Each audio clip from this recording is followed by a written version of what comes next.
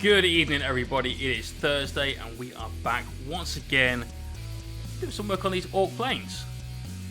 Off stream, I've managed to get all of the canopies painted. We've got the copper down. Just need to get now a load of the other details down. But tonight we're going to be doing some freehand. So we did all of the windows on the last stream. Like I said, did a little of the copper off stream. Get this one finished on stream, so you can see that we've got these little glints of light still to paint on the rest of them, but they're taking shape. Starting to look good. How's everyone doing in the chat? We got Viking, Lulu, Pro Jam, Cookie Grin. Am I well hydrated this evening? Not really. It's been a slightly manic day. Thursdays I make bread. Okay, so I make sourdough, which means that Thursday I start the process of making the bread. Like, we get our dough made, and we're obviously sort of rocking and rolling from that point. But you then cook it the day after. It spends all day, all evening, all night in the fridge, ready to become the most delicious, beautiful bread. So we've done that this evening. We've undercoated this entire box of Necron stuff. That's everything that isn't a Necron warrior undercoated. The Necron warriors, I didn't get a chance to undercoat this evening, but I couldn't anyway because all of the stuff on their base is still drying. I need that to dry so that I can then get the undercoat down, because I need the crackle paint on the bases to have time to crack. How's my starter? 4 months. Give or take a couple of days, maybe a week or two. So, starting in lockdown. Right. Tonight... Oh, God. Tonight might break me, because tonight we're painting circles. Freehand circles. On the wings. One there. One there. On every plane.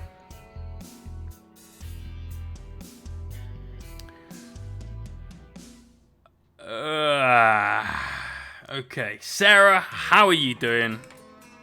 Now, in case you guys missed my announcement in Discord, and you should definitely go and check the Discord if you've got a little alert from me, because it's normally something that's important. I try not to do just like, hey everyone, how are you doing? Rarely, but it happens, obviously. This week, we got given an amazing rival drop from Sarah. It's actually had to sit up on the trophy shelf behind me because there's no room anywhere else for it right now. All of these basing bundles. We've got some extra basing kits. We've got some extra tufts. But we've got something very special to announce. We have a discount code for this community at Rival Crafts. So if you do an order, ! Tufts, get your link. If you do an order, use code Mohawk, all in caps, and at checkout, you get 6% off your order. That's of any size. If you're ordering £30 or more, which is very easy to do, trust me, it's happened a lot. Remember, there's usually a code for that. Save 10.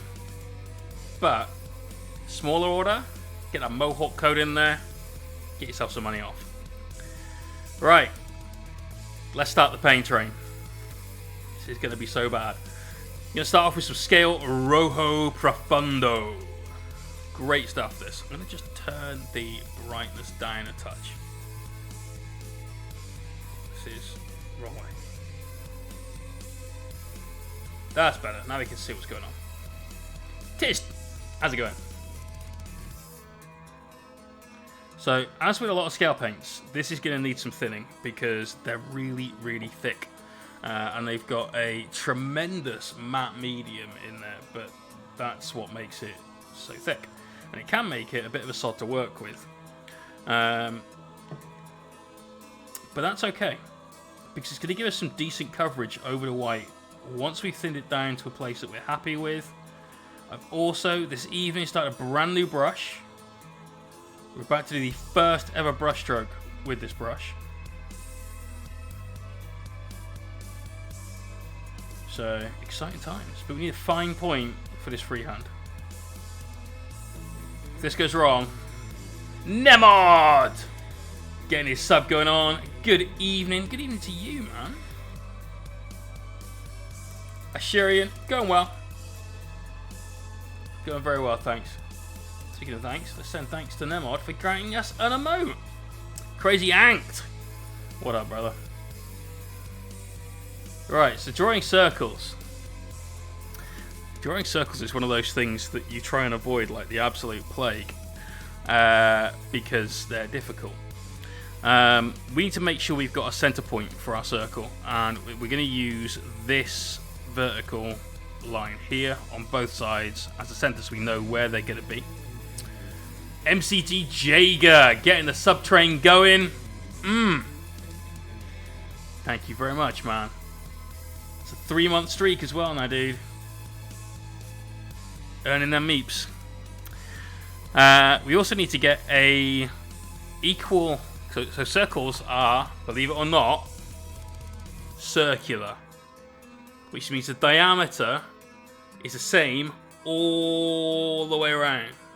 No change. They're not oval shaped, where it wouldn't be the case. They're not like egg shaped. That's a no. They're circular. Completely round. Just like, say, the rim on this glass. But, because of that, and because we need them to be even, despite the fact it is orc technology, if such a thing could be said, it still needs to look right. So we need to take the center point of the wing as our middle, which is just past this rivet. And that's the middle of our circle. We know that the middle line is going to come down here, so let's use some bits on the mini to help mark that out if we can. If we go that way, we could use this rivet, and then that would mean we have to go down to that rivet, and that's going to be the diameter of our circle. So let's paint that in a nice bold line. Polly! Today I received a noble barbarian. He's currently getting gangbanged by my high rollers. Oh dear. Never mind, right? Like, whatever works. Hope you're happy with him though, dude. He was a lot of fun to paint. And I'm really glad that we could come up with something that, whilst you weren't a fan of Nurgle, was something that fit like your D&D campaigns and the things that you had going on there. Right, this bit needs to stay silver. So that's going to be, annoyingly, the edge of that part of the circle. So that's going to come up and go around to here. So let's just start sketching this in nice and lightly. And it's better to be slightly inside the line than slightly outside the line. We can make it fatter. Trust me. That's easy. But slimming it down, much, much harder. Super awesome. Especially, yeah, the drool. Yeah, and the stomach jizz. The belly jizz, whatever we called it. That was rank. So this one, again, we come around there. Pick it up here. Go around that aileron, fin, random bit of orc plane fuselage, whatever.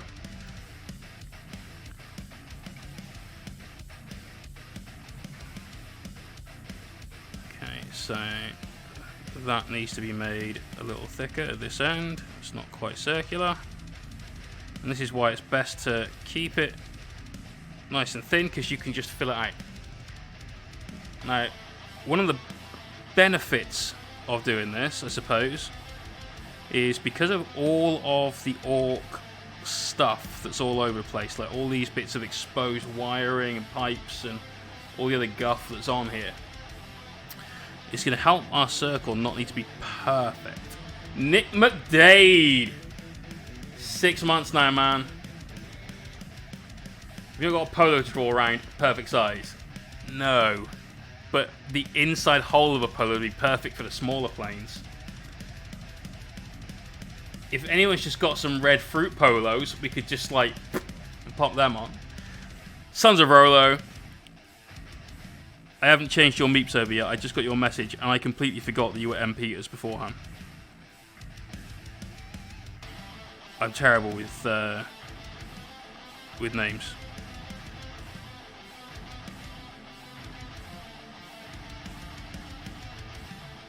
No. Obviously, this is coming out as an okay red, but nothing that's particularly vibrant. We do want it to be vibrant, and so we will be using...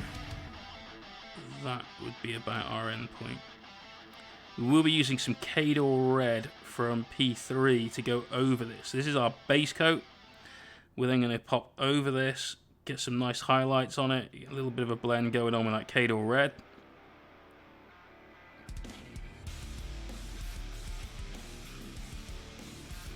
To ensure we've got something that's powerful. John, how you doing, brother? Farciars is here as well. We're getting all the cool kids in the stream tonight.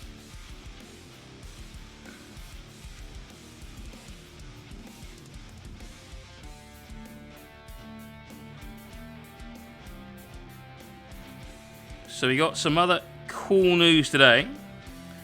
A very good friend of the stream, none other than Mr. Chris Frozin. Can I get an exclamation point Frozin in the stream, please? Has just started a new business venture where he will be printing with resin 3D printers. And because he is so awesome, because he's frequently here hanging out, he's given us a discount code. Now, the minis he's got are absolutely fantastic looking. They're just insane. I can't remember the name of the company off the top of my head, and I didn't want to put it in his little advert there in case it's other stuff that he gets to do. And I've, damn it, just closed it here on Twitch. But there's a company that he basically has been buying the rights to sell 3D printed minis using their STL files. And they're mentally good. So check out that link. Obviously, if you're not already following Chris on Twitch, make sure you're doing that as well. He's a very cool dude. I wish I could remember the name of this bloody company.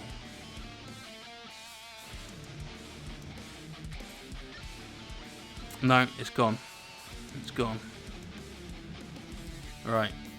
Need to turn this into a bit more of a circle. We're looking a little bit egg-shaped here. So that just needs to come out a little bit further. Onto that. I suppose that helps us get a nice border on this too. Whoops.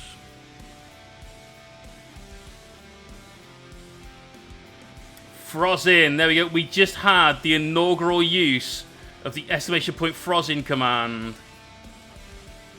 You weren't here. Ritual casting, that's the one. Yes. Yeah, if you buy some of those, just make sure that, you know, your lady will be okay with the not safe for work versions, or just buy the safe for work versions. Because I can think of a few people that I've met that be like, what is that? What is that?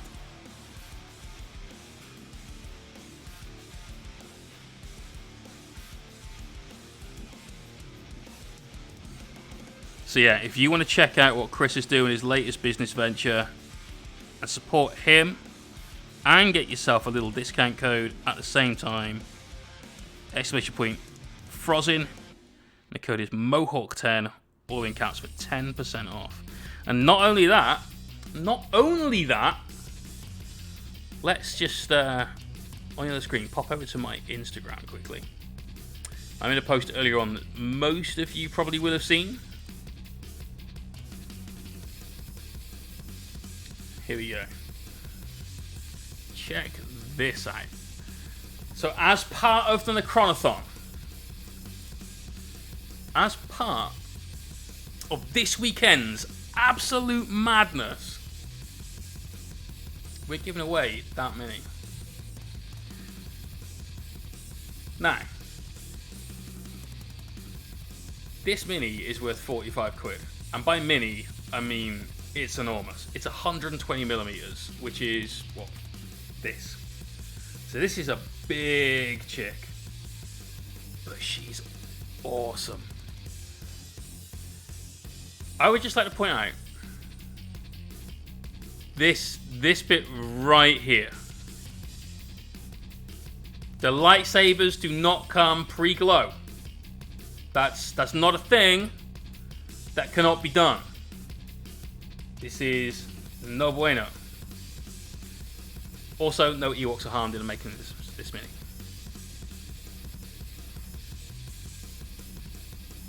So there you go. That is one of the... God, hang on, let me think.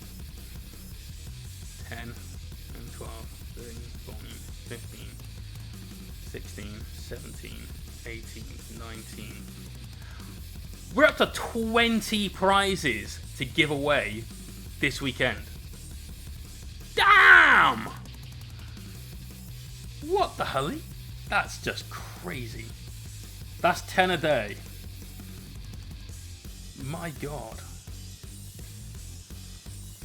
So yeah, plenty of reasons to tune in this weekend.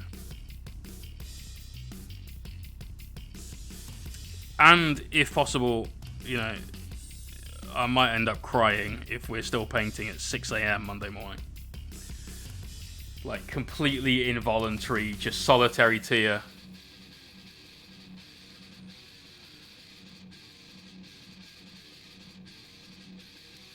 Is it?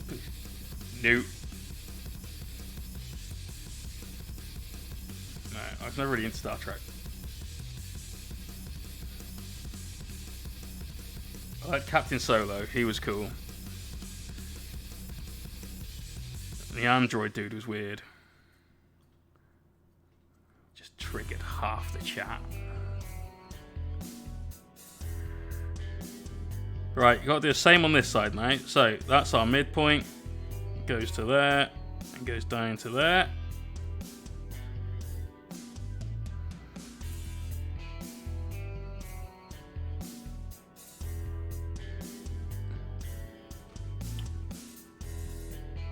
Is it a bit vain if I do my own command? No, absolutely not, mate. Spam that shit. Do it. Let me just remove the part where it says you're a nice guy. Getting an echo. Really? There's only one audio input capture.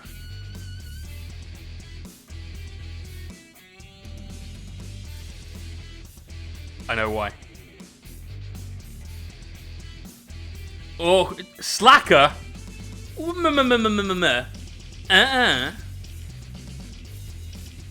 Hang on. When you say slacker, the last time I tuned into one of your streams where you were doing like an endurance stream, you bitched out. Alright? The towel was thrown in. That was it. Slacker? Psst. Absolutely not.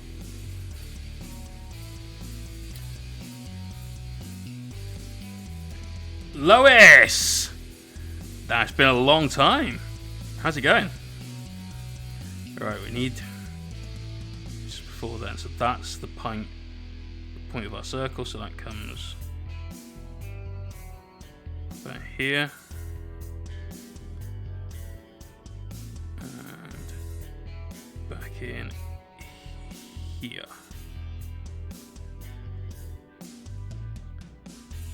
There you go. We're painting circles tonight. Many red circles on tiny planes. Absolutely tiny. Chris, it is a damn fine name. Lois was here actually on our... I can't remember if it was the last one or the one before. think it was the one before. Lois, you were here for the demon stream we were doing, right?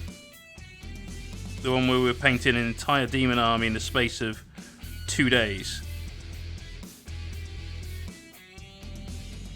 You seem to be like the harbinger of the endurance streams. Sons of Rolo, careful with that shit.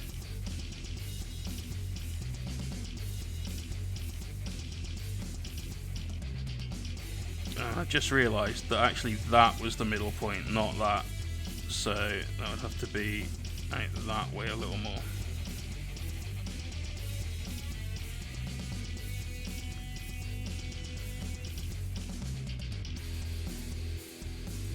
But yes, it is based on a Japanese playing colour scheme from one of the World Wars.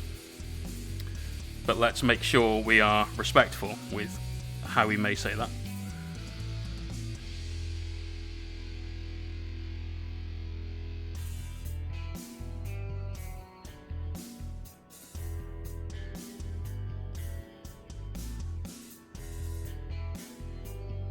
So to be fair, today I've watched the most horrendous films for anything like that. Orcs of the Rising Sun, I like that. That's a good one. Yeah, Million Eyes, that was it. That was the Chaos Demons then. So we're painting all the eyes for that. Well, this weekend we've got another stream event, Lois. It is the Necronathon. We're painting 110 Necrons in the space of 48 hours or less. It's going to be crazy. Because we're painting all those eyes as well. And they've all got 2. Apart from the Scarab bases, which have got like 10. Is it tonight? No, mate. No. So it starts, kickoff is Saturday morning, 10 a.m. We're going to go till at least all the airbrushing is done. Day 1 is all about the airbrush. The compressor is not getting a break. That's the middle, so that comes out.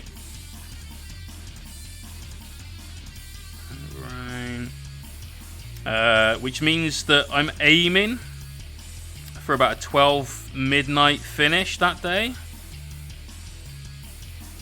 There's a lot to airbrush though. I mean, we've got to do all of the base coat. So the metal from the underside and the overside. We've got to do the shading on the skin. We've got to do all of the OSL, all of the power weapon star things. Cervantes coming in with a raid. Hey. There's a name I haven't seen before. How are you? How is your stream? Everyone, let's get some hype for Cervantes. They've brought their community here. Let's be welcoming.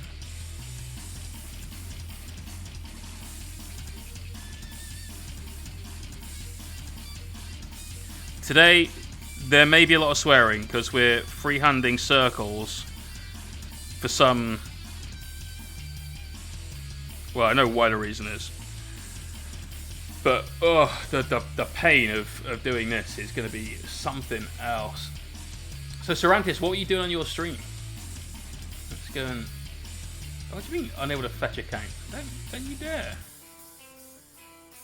Huh, that's really weird. Let me do it the old school way on Twitch then.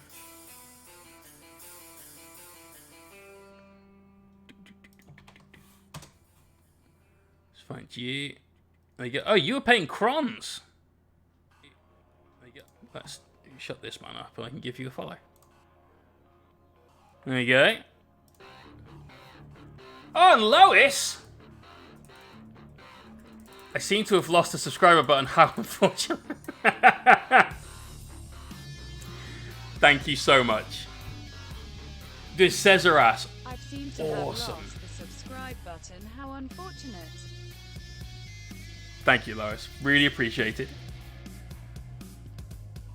Dude, I love the new Cesaras model. He's awesome. If you want to show off your version though, and Zerav76, thank you for that follow. If you want to show off your version, !Discord in the chat. you'll get a link to our Discord server where we have a work in progress channel. You can head on over there, upload some pics of your work, and we can take a look at it later on when we do our community work in progress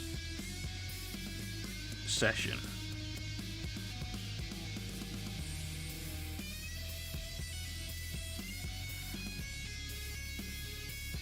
We're doing some Necrons this weekend. This weekend, we're painting 110 Necron minis. Let's go with one of the other adverts. Let's go with this advert. So this is me on Instagram. Can you make this larger? No. Let's maybe that. What was if we click that? Not a lot. Great. Go back. I've destroyed Instagram. Go back. There we go. So this is this weekend. 110 minis, 2,500 points, 48 hours. We have got almost 3 Indomitus boxes to paint of Necrons in the color scheme of, not that, is it this button? Yeah. In this color scheme, not the Hazard Stripe Knight, this one. We start Saturday morning, 10 a.m. We will hopefully sleep a few hours Saturday night. Then we'll start Sunday morning, 10 a.m. And we paint until either we're finished and the army is done, or it's 10 a.m. Monday morning. So there's every chance of that being a 24-hour stream. There's quite a large chance you'll see a grown man cry. All of these things are possible. We've got now 20 prizes to give away. Everything from tournament tickets to the largest and first ITC Super Major in Europe. We've got Rival Crafts goodie bags. We've got a mini printed by none other than Chris Frozin himself, which he's kindly donated to help us out. Exclamation point Frozin to a link to his new store. From that store, by the way, you can also go to his regular store where you can look at things like the plinth, the model holders that he's been making. So, small chance of a coloured Mohawk. I told you, Viking, the price doubled since last time. You know, it's double or nothing. Lotus, will there be more disappointing brownies? No, we're not ordering one of them again. That was naff. God, that was so bad. I was waiting for it to absolutely rock my world, and it did no such thing. I was an unhappy man. And the subscribe button, are you on mobile? Because apparently it's a right sod to sub on mobile. The band's Lost Arms, how you doing? Thank you very much, sir. But the iced tea was rather delish. Iced tea? Did we do iced tea last time? I don't remember. There are some parts of that stream I just literally don't remember because of being absolutely haggard. You're on PC. Then it should be like to the bottom of the screen or the top of the screen. It should be like on the right hand side. In a wide short glass. Oh, that iced tea. Yeah. Still drinking it. Alright, so that's the midpoint of the circle on this side now. So we're looking at there, so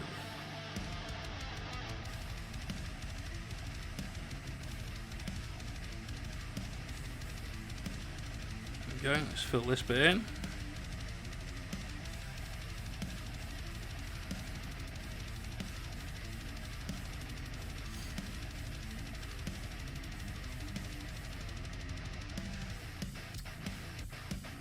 is there no subscribe button?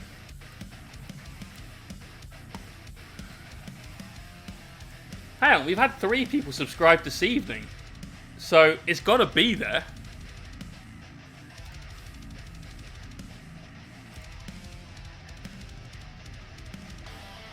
So, I've got a follow button, which is shown on my screen. Maybe do a refresh.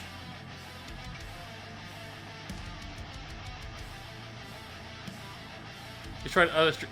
Wow.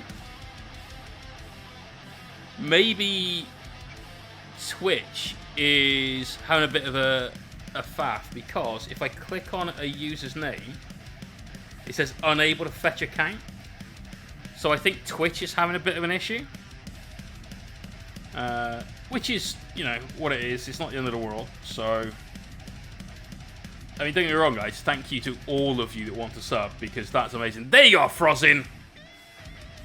There's your little advert. The Norn Queen. Thank you for that follow. Norn Queen, like Alexis Norn Queen, or different Norn Queen?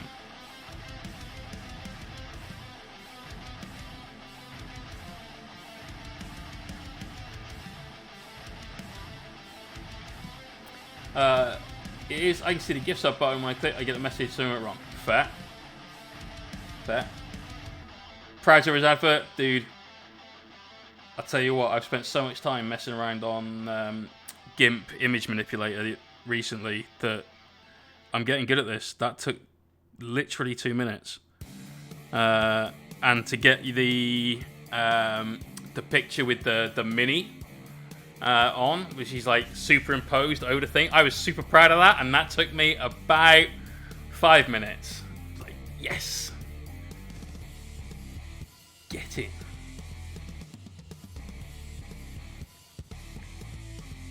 Yeah, Twitch having a bad day. Okay, well, it doesn't matter. Subs are cool, and you know they help me out tremendously. But that's not why we do this. We do this to hang out with you guys, to paint stuff, to talk shit. We're good at most of those things. Some would say better at some of those aspects than others. Those people would probably be Viking. And I'm not saying he's wrong. Laura's Mortea is 50 minutes away from finishing its print. Damn, man. I saw you start that earlier on. You sent me a little video that kicking off. So how long is the print time for that?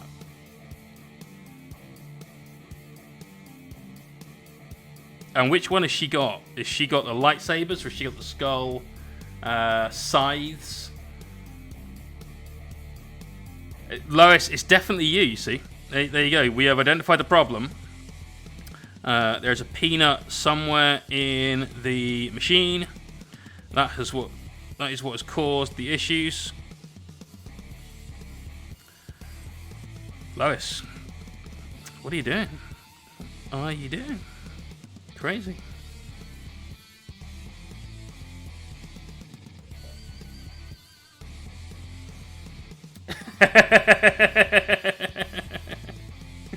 She's gone safe for work hooded lightsabers. You're going not safe for work hooded side. Of course you are. Of course you are. You can't paint that on Twitch, is the only issue there. So that'll be here, so that comes up to there. So it goes over this bit of engine. That's 2 diagonal. There we go. By the time we've done all these, we'll be okay at painting circles. There's only another 23 to go for the base coat.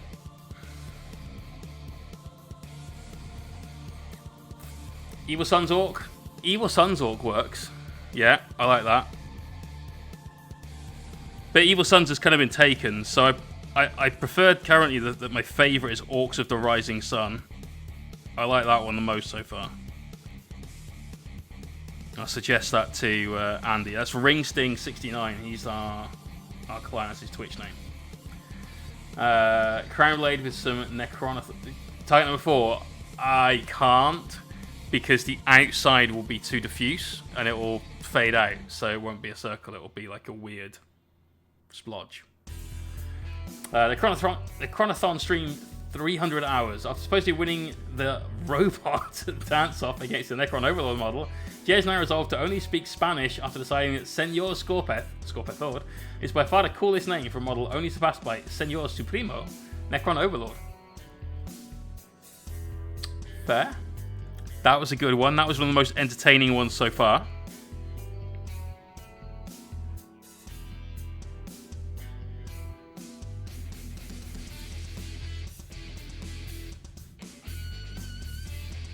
I like how you had to clarify Scorpeth Lord was Senor Scorpeth.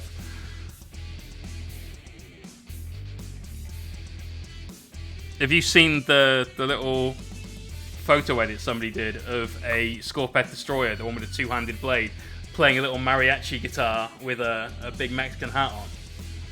Because he looks cool. Just looking for sombreros here or Scorpeths. Fair.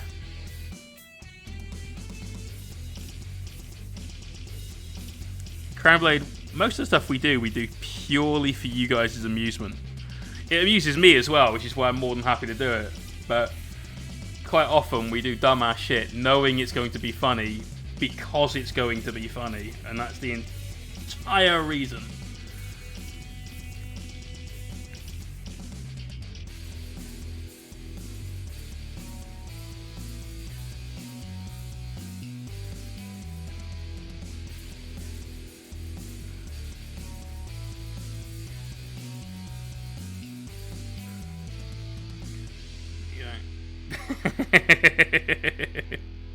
Hey, you can believe me or not, man. Like, I don't care. It's all good. Alright, so there we go. Out from that, that would be about here. And that would be the halfway point. Something like that.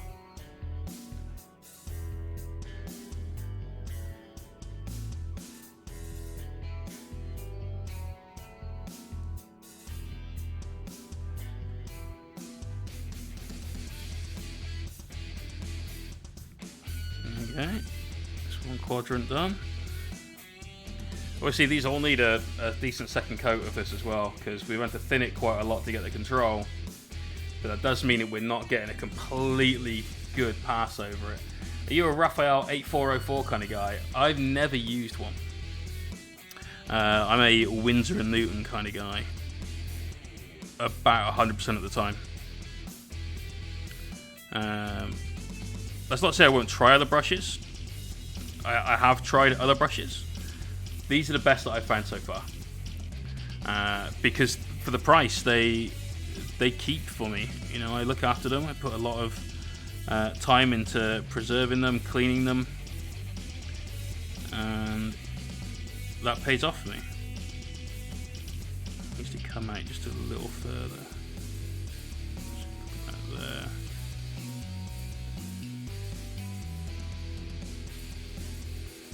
Go. No problem with drying guided hair in the middle? No, mate. I've never had one that's had a guide hair that's been too long, which is what causes that problem. I wash my brush frequently, clean the tip frequently, and use brush soap after almost every usage of the brush. So I've never had that issue. I had that issue with every single one of the C Studios brushes that I've used though. Like literally the same issue. But I've never had that problem with Winsor & Newtons.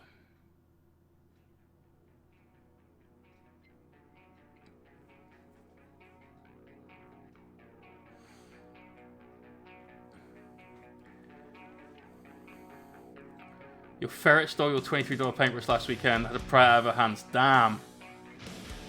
Damn.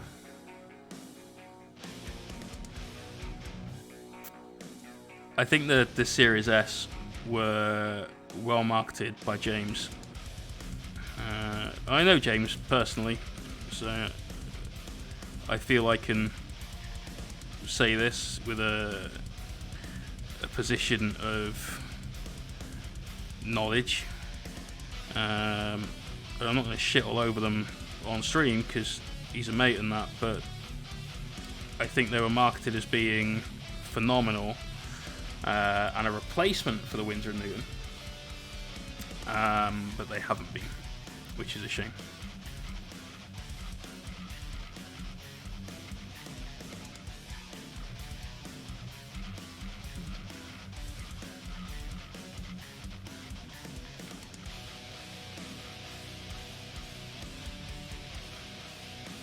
James, by the way, is James Otero, the director of Seed Studios and co-designer of those brushes, co-owner of the Artist Opus company.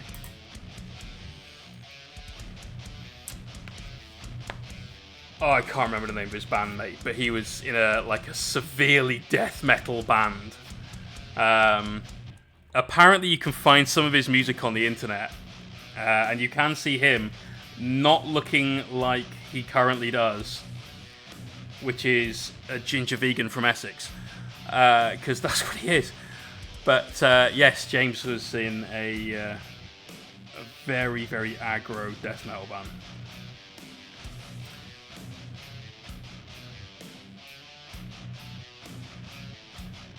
Only time your parents sit it out, it's time for you to move on, having a non-splitting brush. Honestly, mate, I wholeheartedly recommend Series 7, size 1 from Windsor & Newton.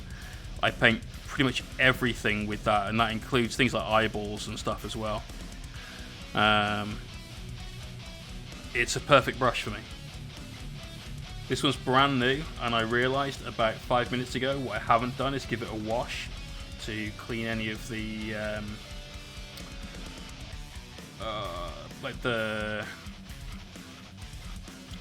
the gel basically that they put on them to help them keep their shape in transit. So mine is splitting at the end right now because it's still got that on it, and part of it's dissolving and part of it isn't. So after the stream we'll give it a good wash, we'll give it a condition overnight in some Masters brush soap, and we're away.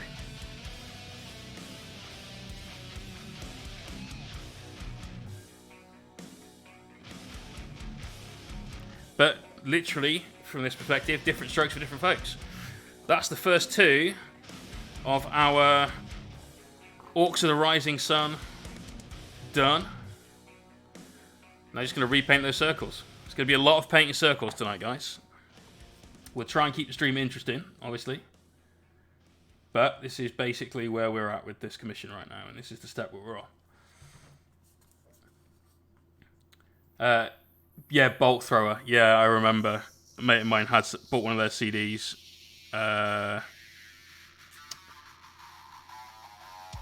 Yeah. Why not? It was what it was.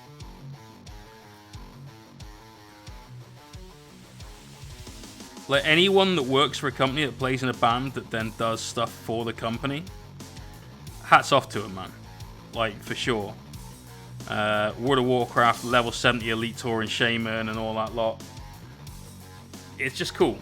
It's just cool. It's another dimension of the hobby, of the thing that you're passionate about, that the consumers can get into.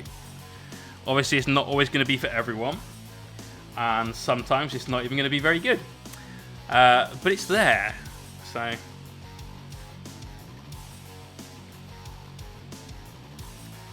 still waiting patiently for the fucking Necron Aeronautica planes. I'll tell you what, mate, you can have them when they come out. They're all yours, brother. You can do all the Necron Aeronautica commissions. I want no part of doing these ever again. These have been very unenjoyable to paint. People often ask me, do you get burnt out when painting? And my answer is always no. I love painting. This is what de-stresses me. I'm one of the happiest motherfuckers on the planet, man, because I spend all my time painting, just chilling out. It's great. And then you get this, and I'd stab myself in the dick to avoid painting another one of these. What's next for Indomitus? Like, what do I buy next that will suit a rooty, tooty, point, and shooty kind of army? Thanks, Charisma Troops. Crons or Marines? Which one?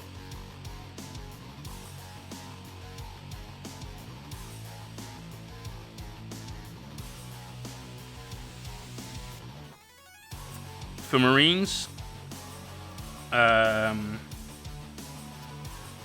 you have a chapter in mind that you wanted to play? Oh, both. Okay. Chris is like, what's a Marine?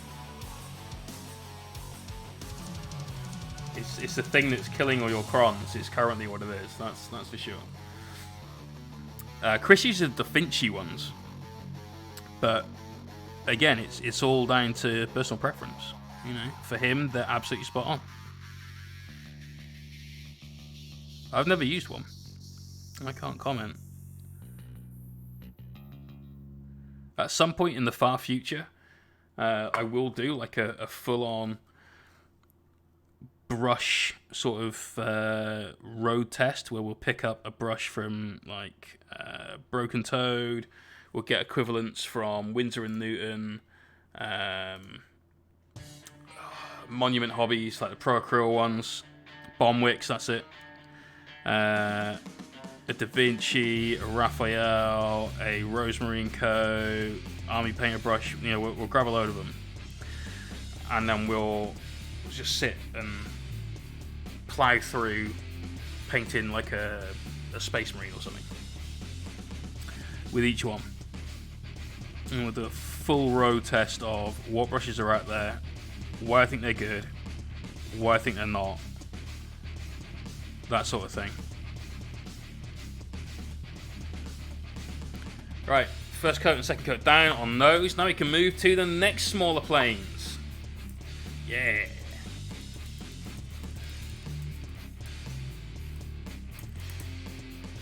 You say we disagree on it. We sort of do, but we sort of also don't.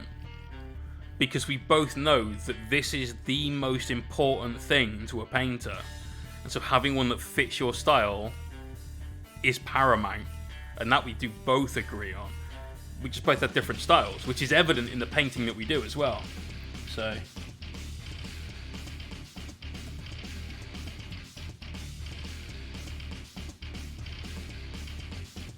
I've described Chris and I as being like opposite sides of the same coin. We both end up with a end result that is, I'd like to say, a beautifully painted toy soldier. We both get there by completely different methods, though. Some of them obviously overlap. We both use an airbrush. I use mine a lot more. We both use a paintbrush. Obviously, Chris does a lot of his blending by brush, whereas I will do it with the airbrush. We both like doing things like OSL. We both like making creative bases for stuff. It's crazy, like how close we are, but yet how different. And that's one of the best things about painting is that, and I say this a lot, everyone should go and find their way, like their path. Think of it like a martial arts movie from the 80s or whatever. Like, no, Danielson, find your way, grasshopper, all that sort of shit. Everyone's got to do that. Everyone's got to find their way. On the stream, I show you my way. On Chris's stream, he shows you his way. Karate Kid, you got it. Paint the fence. Lost some chapters from Marines, to be honest. Literally endorsed my first 440k. Okay, cool. So, hang on, where am I going to put this circle? Should we keep it just on the end panel? I think we should. That one's just in, but it'd be like there to there. We just hit this line. I don't want to do that, so it's just on the end panel. In which case, that's the middle point right here. And we could do ending on the outsides of these. Give me 1 second, I'll answer your question. Just planning this out so we can start getting the paint down while we're chatting. That'll do. So that's the midpoints.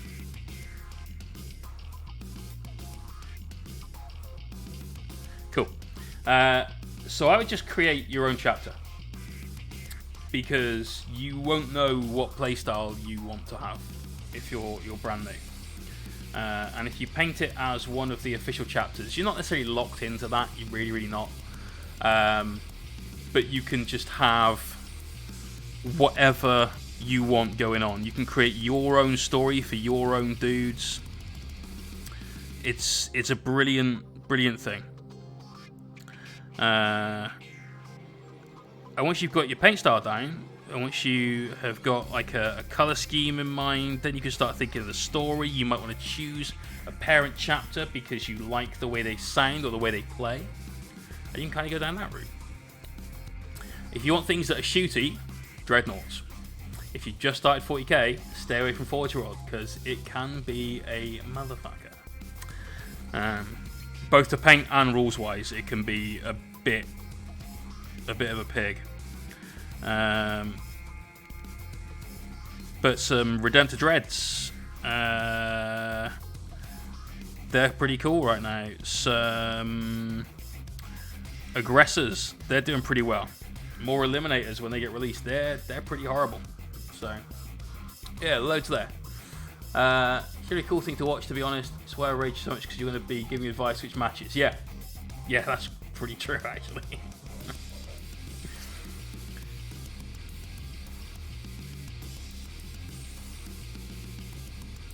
Right, hang on. So if that's the center point there, then so it lines up across that.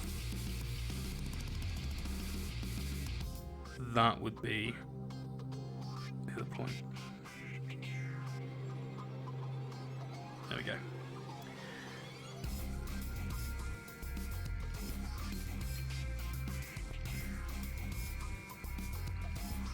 There we are. Current favourite metal band? To be honest, it's almost always Five Finger Death Punch. I love them. It's the sort of music I can listen to. If I'm in a bad mood, I can pick some of their more aggressive stuff. If I'm in a good mood, they've got loads of like just cool, somewhat more happy tunes. So I can always listen to that. I'm a little bit obsessed at the moment with A Little Bit Off, which is one of their latest songs that they've done a video for. Because the video was shot during the pandemic. And you've got Ivan wandering around, I think it's Vegas, and there's fucking nobody on the streets at all. And it's just a bit like, damn. You say I look like him because of this. That's it. We don't look similar. He's got a more sort of squished, less meat-headed face than I have. Although, so I once convinced somebody that I was his brother at an airport lounge. I like to go to posh places, so hotels in London, and smoke stogies and drink fine whiskies and things like that.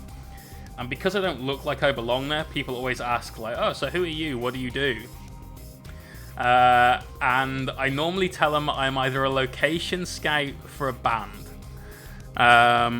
But this one time I was in the Virgin lounge at Stansted Airport, I think. And I told him I was his brother. It's like, wow, that's really cool. What's it like having a brother in a metal band? Yeah, it's awesome, man. I get to travel the world with him and, go and do all these things.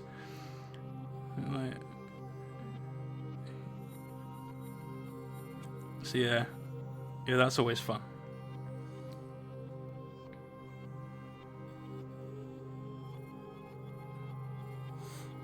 Commissar Bob, what are you doing, man?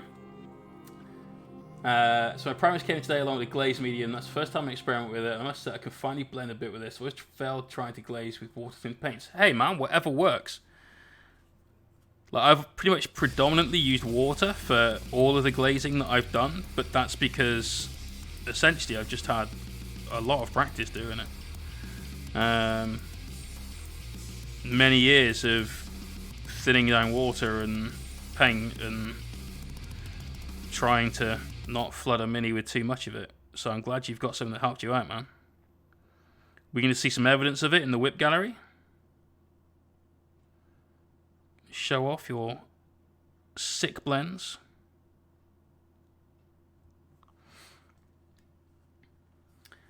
Theatre more dark. No. Like, I like music I can sing to. So as soon as it starts getting really screamy and just growling, I'm out. There are times when I'll just do like a YouTube search for things like Viking death metal, because that's the kind of mood I'm in. And there are a few bands that I probably can't name that I've listened to that I've kind of like, a Monomath or something like that.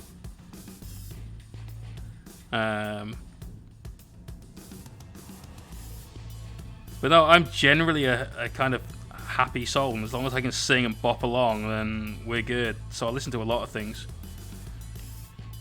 And I grew up in the 80s, so I obviously love the classics. Like Queen is amazing. Next stream, maybe. Okay. Mate, you give me something to look forward to. This is cool. This is super cool. You're the kind of shouty, angry shit. Like I said, man, if I'm having a bad day, sometimes we'll put something like that on. You know? Disconnect from the world and just listen to the emotion in the music.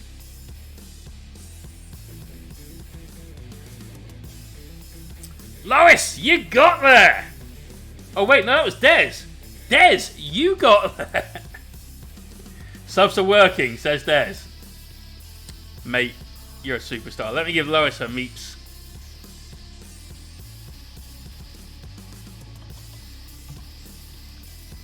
There you go. 3,000 meeps for you. Love one and a half. Saw them in a sweatbox venue in Southampton. Very loud and aggy. Yeah, they are. But that's the sort of thing. Like, fuck it, I'm having a shitty day today. I need something to take all of that emotion and just be its own thing. That's, if I can't paint, that's how I decompress. So when I was in the office working, rather than working from home because of COVID, people knew I was having a bad day because just through the headphones, it was never too loud, but just through, if you stood near me, you'd hear the kind of thing going on, and they're like, yeah, I'm just going to leave Jay alone.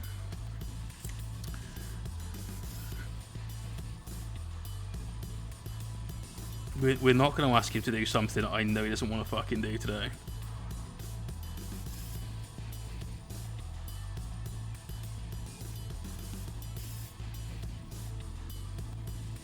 So I think our circles are getting better. It helps that they're smaller, and so there's actually less room for error, but because there's less room, there's actually more room for error. Like, the little wobbly edges don't matter so much because it still definitely looks circular. But the thing that's helped me out the most is by just marking out the outside like a clock face. So just those little dots, and then joining those up rather than just sort of trying to wing it on it being a circle straight away. So that's good. I mean, wing it.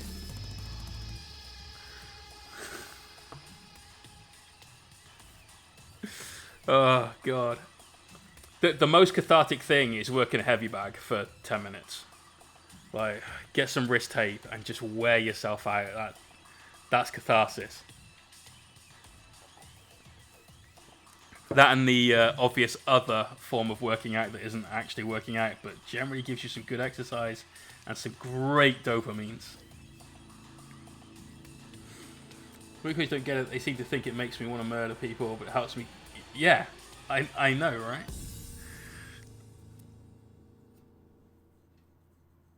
Des, nailing these shout-outs.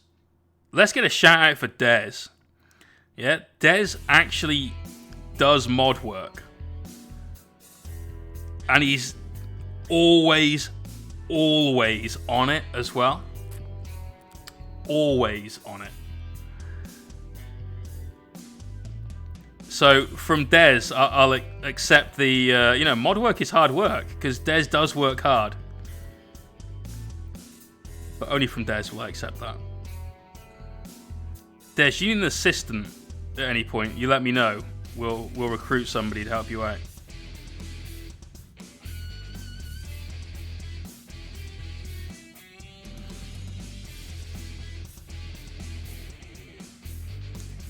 Great Weirdling! How you doing? I try, sometimes I paint. You do sometimes paint.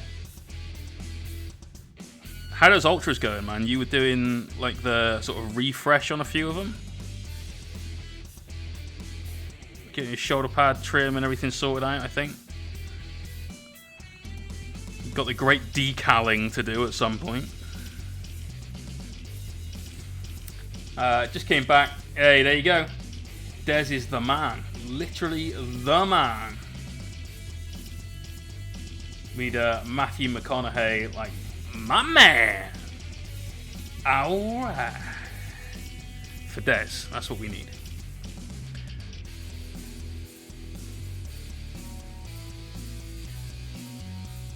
Okay, 2, 3.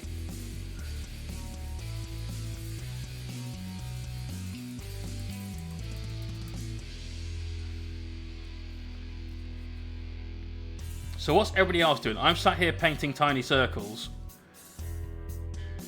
which is not fun. Hey! It's the Art of War again!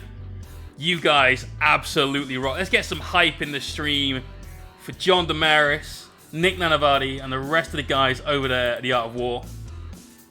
How are you folks doing? You think Jago would be good? Maybe. There is no defend command. We do not defend against the raid. We welcome the raid with open arms and bags of hype.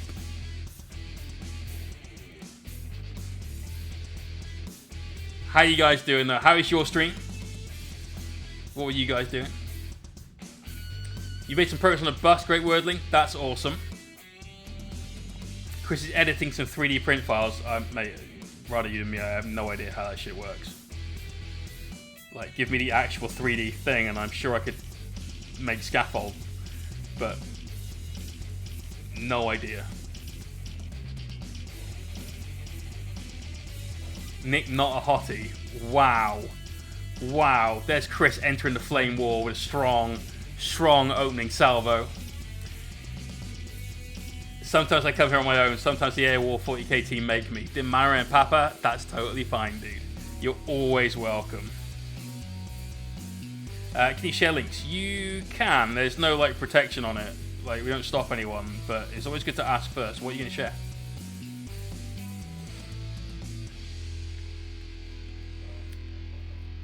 Nick, the Nick not a hottie. That's just cruel. That's just cruel. Nick is a marvelous man. He wished me a speedy recovery when I told him at the London GT, I've got food poisoning, I'm going home, but I really like your podcast.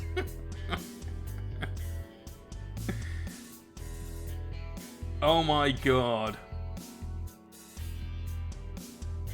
That's 1, 2, 3. That's 4 million. Damn.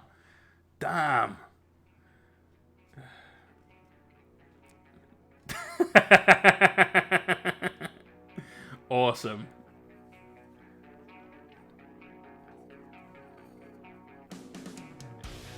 So what were you guys talking about in your stream? What was the topic of conversation this evening?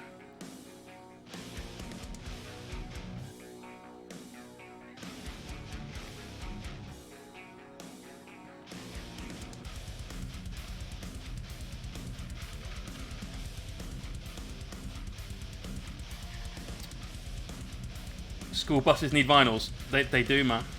They do. Gotta have all them signs.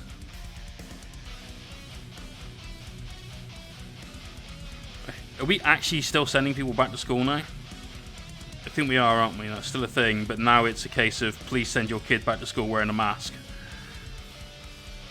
Because we don't know what problems might get caused otherwise. 49 shifts and they didn't even... Mate, that's horrible. The least they could have done was like order a Domino's or something. You You know, that's the sort of food you can eat and still work. I know this because I've had to. That's just rubbish.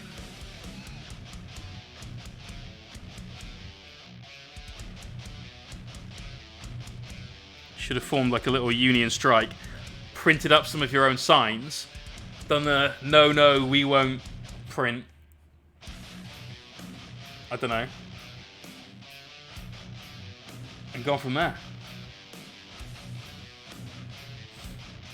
Jam! Oh, you absolute superstar. We definitely need some love in the stream for my man Jan. How's it going, brother? I saw your little dwarf on Instagram. He's looking sick.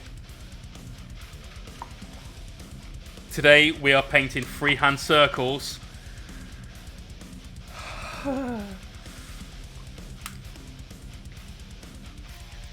This is okay. This is just to get ourselves mentally prepared for this weekend. This weekend where we're going crazy again. Going crazy. Ritual casting. Ooh! You were tweeting and Instagramming all about you earlier on. Ritual casting. These are the guys who are creating minis that Frozin is going to be printing. And they're the people that created the mini we're giving away this weekend because Mr. Chris Frozin has sponsored the stream and the Necronathon with this beautiful miniature. Exclamation point Frozin in the chat. You can win this mini, the Safe for Work lightsaber version. It took me a minute to find the Safe for Work little thumbnail down in the bottom corner and pop that on there because the not Safe for Work version was unfortunately very easy to find. Like, I can't put that on. That's a no. Twitch will literally shoot me. So this is one of the minis up for grabs for this weekend's tremendous event. The Necronathon. The mean against the machine. One man. Sort of alone because the stream is here. Betrayed by nobody. This isn't working. But I am taking on 110 Necrons in a 48-hour space of time. Jan, your ass is not safe for work. Like that. Not safe. That's a hazard zone. That needs more hazard stripes than my knights. And a hard hat area for definite. But this weekend, this is what we're doing. 110 Necrons. We start Saturday morning, 10 a.m. UK time. We finish midnight to maybe past. Sunday, we start 10 a.m. And we finish when we've finished the army, or 10 a.m. Monday morning rocks up. We've got 20 giveaways now due to our amazing sponsors, Rival Crafts, exclamation point Tufts, the Alliance Open, exclamation point AO, and Mr. Chris Frozin, exclamation point Frozin. Get all those links in the chat. And so we're doing the thing that will make my brain bleed now to build up to the thing that will make my eyes bleed. All of this. This is one box of Crons. This is everything that isn't a Necron Warrior. And this is 60 Necron Warriors. There's no dry brush. There's no, like, Nuln oil slapped on all over. None of that. There's a lot of airbrushing. Are you going to list review on stream again for the 13th? Yes, I will, Sam. Yes, I absolutely will. But the list deadline is until the 6th. So it'll be like the Thursday stream after that. Because it'll give me till Wednesday to make sure that all the lists are legal. And then we can get going on. Do like doing those list review streams. They're always fun. Always fun. Everything coward. Firstly, no. Airbrushing is a very manly way of painting, I'll have you know. and is not cowardice at all. Are these in different places?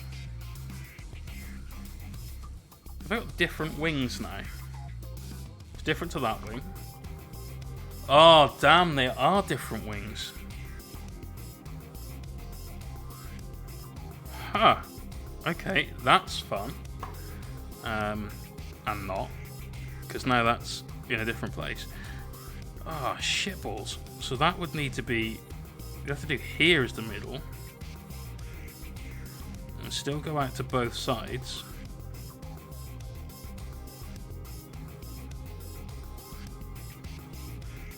Sorry, 1 second, guys. I just need to rework out where we're going on this. Make sure you tune in. Excellent, mate.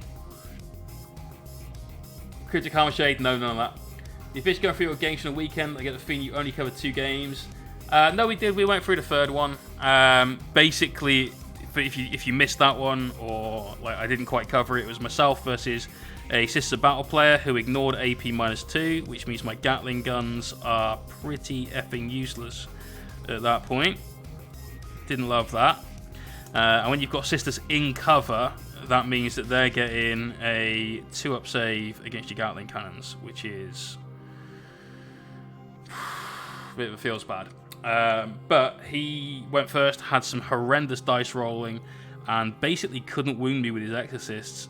In 2 turns, 1 exorcist did a combined total of 3 wounds with its heavy bolter and nothing else. We managed to tie up a lot of his army, kill off everything else, and finish the game. I think I dropped 4 points. I think it was 96 to the Imperial Knights and maybe mid-40s to the Sisters of Battle. I did play a fun game last night versus Necrons, though. A buddy of mine who used to be on Team England, a guy called Rob Madley. Good guy. He's moved from London to around my area, so going to be getting a few games in with him.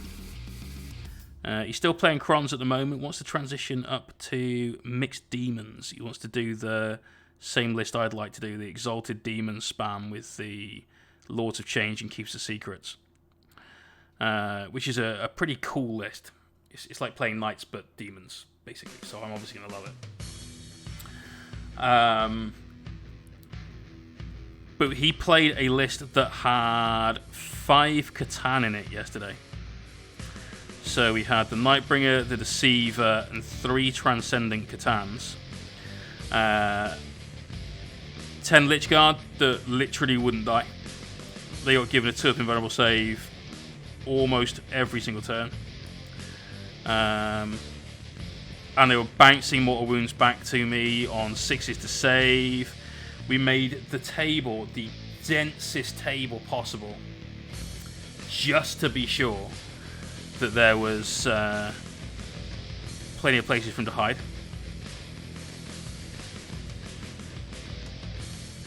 I see Frozin looking ever slightly triggered there. There's an up to demons from Necron.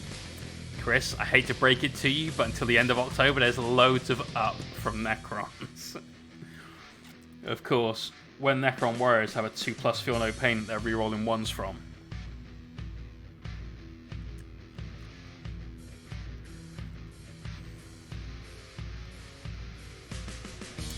There's going to be some pretty horrendous bullshit hitting the table with the Necron keyword, I can guarantee you guys that.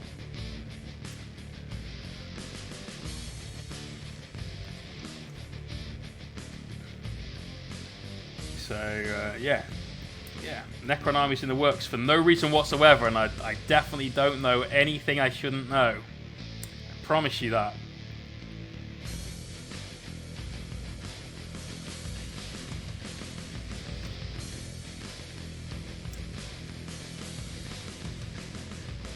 There's going to be some fun stuff in that book.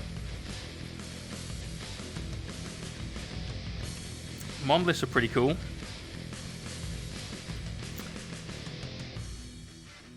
Probably picking up 3 of those. Mostly because the Monolith is such an amazing kit, the new one. And there is some epic opportunities for some freehand on that bad boy. Like big old Necron glyphs going down the side of it. It's going to be just...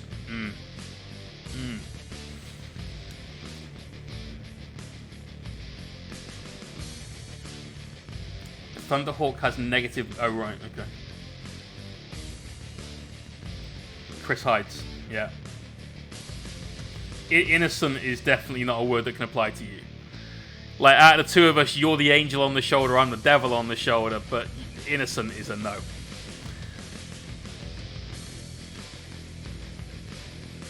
There are some concepts, Chris, that just cannot be brought into being.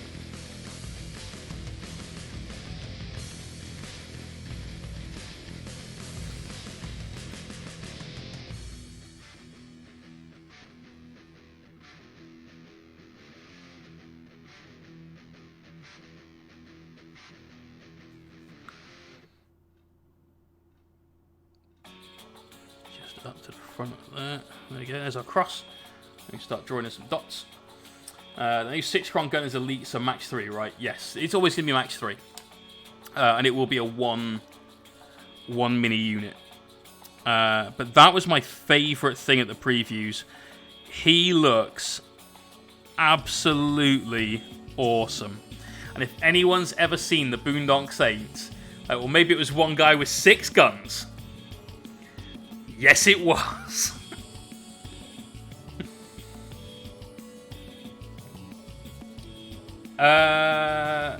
Demons are definitely easier to play right now than Crons. Tyrannid! How you doing, Moon? I don't know why I called you Tyrannid then. I normally just called you Moon. That was weird. Can't undo it now. What do you need a Doomsday Arc for? Quite a bit. They're a really good tin opener. But I'm never painting another one of them unless I really, really have to. So read into that.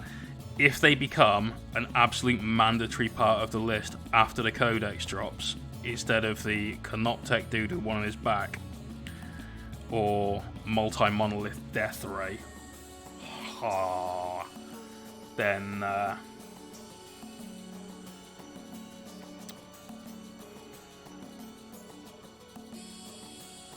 Tiz, the rule of 3 is battle dependent. So if you're in a 2,000 point game, you're going to take up to 3 of the same data sheet in your army overall rather than detachment.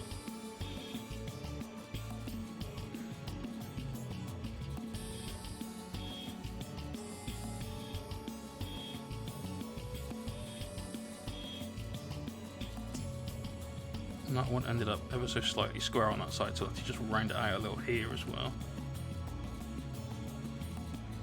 There you go. You're painting zeros now, basically. Yeah. We've got one more of this size plane to do. It's taken an hour and 20 minutes, and we'll have... This is the 5th one. Painting circles, freehand, is... straightforward, but not easy. So it's not complicated, but it does just require a steady hand and a little bit of like planning out. But it's good practice because I'm not great at it. Freehand in general is something that I've been working on over the last year to try and improve on. And I think everyone should pick something that they're not great at and just do it. So, yeah. I don't know, Chris, because there's always going to be one thing that is like optimal. So points paid versus amount of wounds inflicted, or points paid versus amount of like defensive stats that you get and things like that. There's going to be one thing that mathematically is better than the other one. The hosts on the Gunslinger and Necron have to go. doing the hazard stripes. I might do red and black hazard stripes on mine. So doing red glow. I'm going to have to find some way of putting hazard stripes on the crons. I've already got one way. We're going to paint hazard stripes probably on some of the crons this weekend. It's one of those things, like, depends on how much time we have, but I'm likely to do it. Alright, one left of those, and then we're on to the little dudes, the little jets.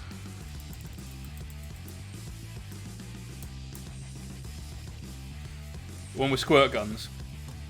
They look. I think I saw one with Nerf guns, which looked awesome. Although it might have been water pistols. Now you said that.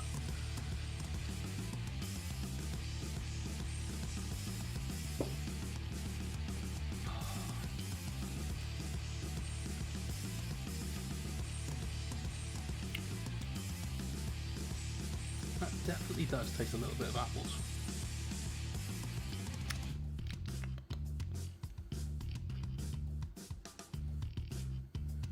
Vanilla. Right, where do we start these? We started these on the inside of this bit. Not there. That was not the place. Fuck.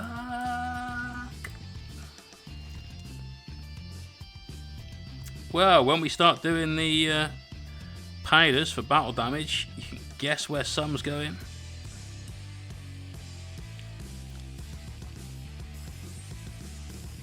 Yep, gonna be covering that up with some rust-coloured powder.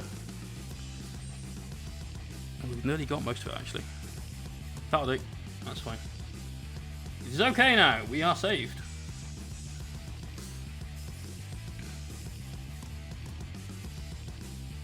Most important part about doing freehand is clearly to stay within the lines, even if you haven't drawn the lines yet.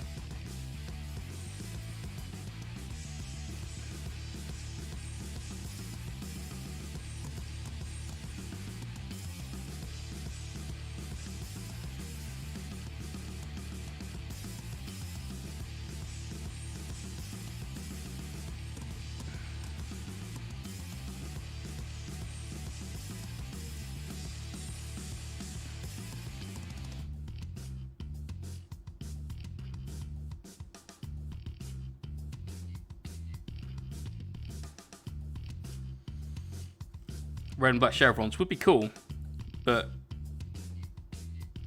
that's not the theme of the crons. The theme of these crons of mine is like a Terminator on a Dark Knight.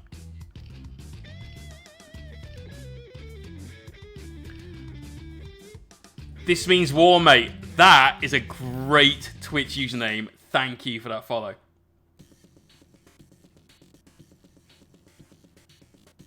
Quality username. How long do we have left of the stream? This stream, an hour or so before we do the whip. Probably just less than that. I want to get the stream finished at a, not an early time, but like a sort of on time tonight. Because I need to get a decent night's sleep this evening. I need to get a good night's sleep tomorrow night as well, because there won't be much sleep over the weekend. While I'm obviously going to be sleeping Saturday night, because trying to do 48 hours of anything without sleep at all isn't going to happen. Like, it just won't. I don't think you can accurately function past about 30 hours without sleep. And I've suffered from insomnia. So I feel that's information gained through experience, you know. So yeah, trying to do 48 hours without sleep, nah. I could go a little past that if I knew I had a finish line that was close, but I couldn't do 48 hours without a nap at least. So I'm gonna try and get some sleep Saturday night, even if it's only like 4 hours, which is kind of normal for me almost. And then Sunday it would just be powering through. 3 days without sleep is actually mind-breaking. That's only happened to me once. And on day 3, I was hallucinating in my living room. I'm allergic to wasp stings. It's one of only a couple of things that I actually have an allergy to. And I was hallucinating that I was literally fighting, like wrestling, trying to keep it away from me, a wasp about the same size as a Volkswagen Beetle that was trying to sting me. And that's the scariest thing that's ever happened to me. Because all of that felt entirely real. Like I could feel it, I could smell it. You know, I was terrified, but it was all in my head.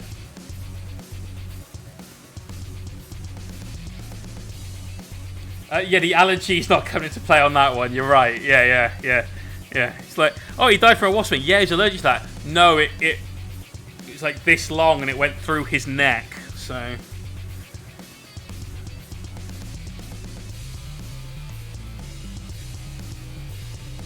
But yeah, that's why we're going into this challenge, knowing that I'm going to get very little sleep, but also that I'm going to have some sleep. You really believe the sky was full? Damn. Well, like in a literal sense. Fuck. That's a headbreaker, right there. That's pretty rough.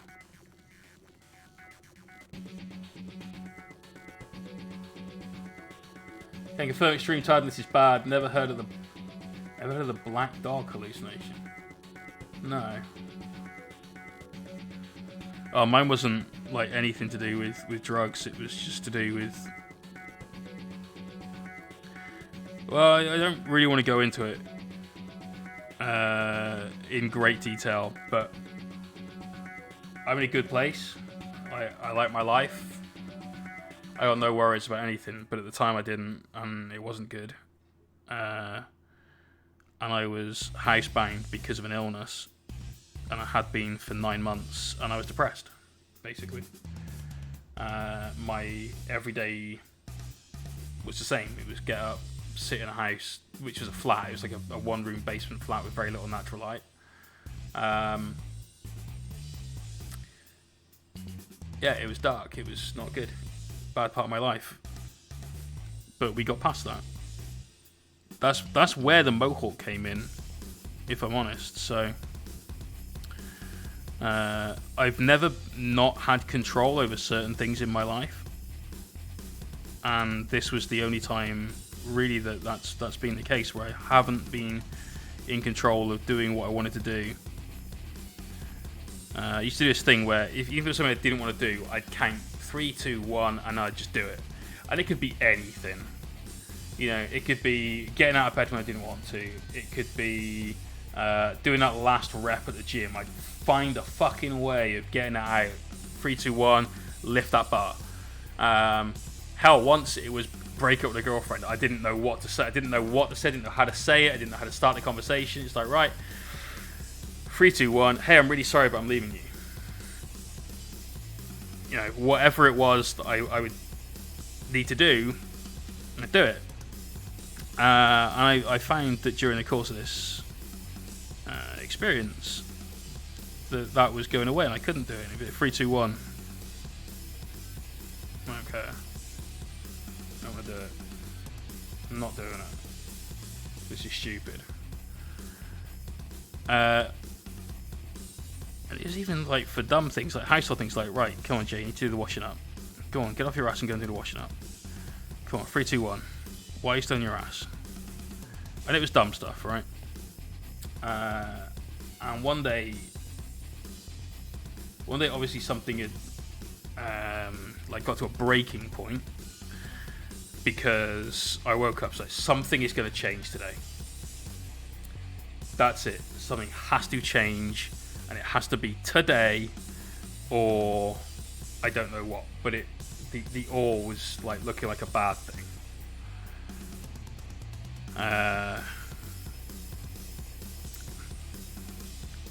And I used to trim my hair anyway. I used to have just a pair of clippers, and I just sort of buzz cut like this all over. and I was looking in the mirror and I'm like, you know what, fuck it. This I'm in control of. This I can change. This is something that I have absolute full power over. I need to give myself a mohawk.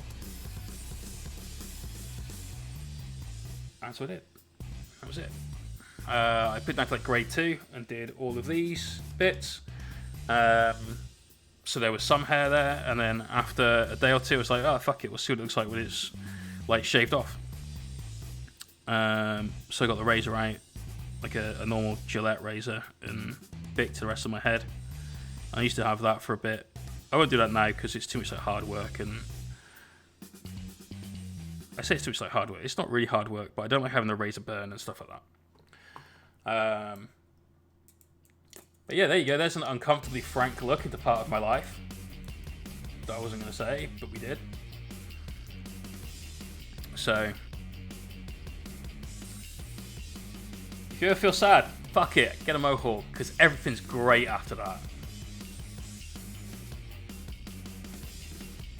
People leave you the fuck alone when you're walking down the street.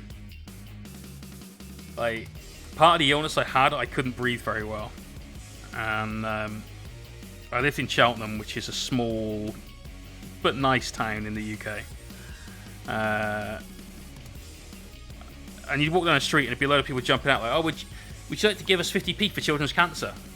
I'm like, you need to change your marketing slogan, because you take me time I'm trying to support children's cancer by giving you 50p. It's just like, fuck no.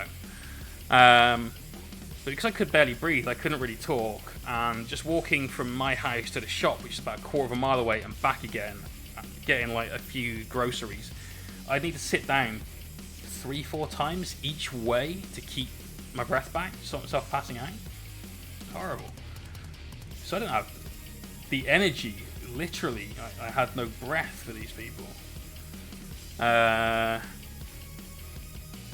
But mohawk, sunglasses, stamped down the high street. They take one look at you and like, no, gonna go and ask this old lady instead, and not the large dude with the moe looking fucked off. So now we've got tiny circles to paint, which is gonna be fun. I reckon. Oh, they're not in the same place. Oh, you evil, evil motherfucker. Okay, we can do... Okay. So what we're going to do... fancy the mohawk, but a 7 to 8. Yeah. Yeah. Like, there's actually a baby photo of me. It's one of the only, like, child photos of me that still exists. Of me in the bath, where my dad has got the shampoo and squished my hair up like this. So I had a mohawk at, like, the age of... I don't know, 2.5 or something. So it's kind of always been in me, the mohawk, right? I haven't had a haircut since October last year. I could probably make a pretty mean hawk at this point. You should make several points at that point. You should do Liberty spikes. Get that motherfucker right up there like a fan. Maybe Liberties.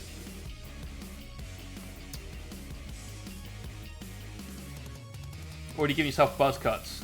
Yeah, why not, dude? It's a quick, easy haircut that costs you nothing once you bought a pair of clippers, right? Like, for definite. This one is smaller, yeah.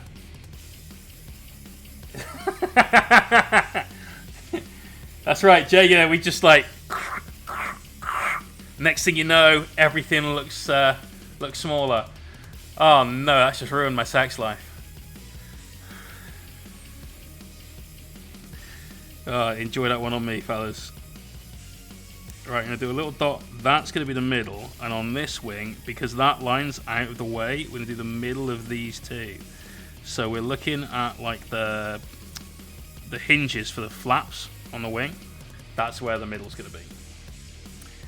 This is the tiniest plane. We've got like the medium sized plane, and then we've got the big plane, like so. This one is a 40k Dakar jet, but in epic scale though. And I don't think others exist in 40k even at Forge World.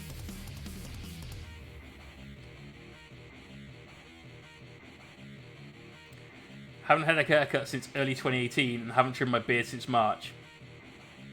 Fair. This gets trimmed. It's kind of curled up underneath itself because I was wearing the shemag earlier on. I was doing the undercoats. But this gets trimmed maybe a quarter to a half an inch every 6 to 8 weeks or so. That's it. Yeah, Cervantes, it's a baby plane.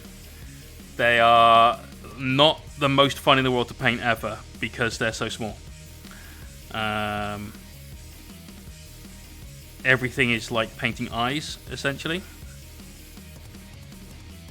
So all the details are microscopic.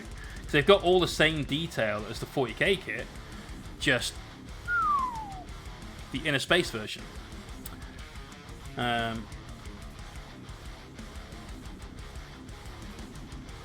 So yeah, they're not my favourite thing ever to paint. This was the last commission that we took that was like, I just need to keep commissions coming in. And now we're in a really, really fortunate place as a commission painter, where I can be picky about what commissions I take. And I can just choose to take ones that I like the sound of. So the next commission after this, I'm really, really looking forward to. I've actually got another commission artist lined up to do some work sculpting on it as well. So we are doing Magnus the Red, the 40k Demon Primarch of Zench. And as part of that mini, we've got a guy called Damien Pedley, who is a Golden Demon winner and one of the best painters that I know and have met. He's a phenomenal, phenomenal talent. I'll show you some of his work on Instagram quick because it's worth showcasing. So we're doing freehand today and we're making it look difficult. And Basic Freehand by Damien Pedley. Just put a video up on YouTube, which I haven't had a chance to watch yet. But fuck off. Basic Freehand. Here's a couple of skulls. I prefer the one on the right than the one in the middle. But like, son of a bitch. And then, I mean, actually, let's not look at that. Let's look at this. See that banner there that he's holding just so casually? Well, that's all freehand too. That's not basic freehand either. So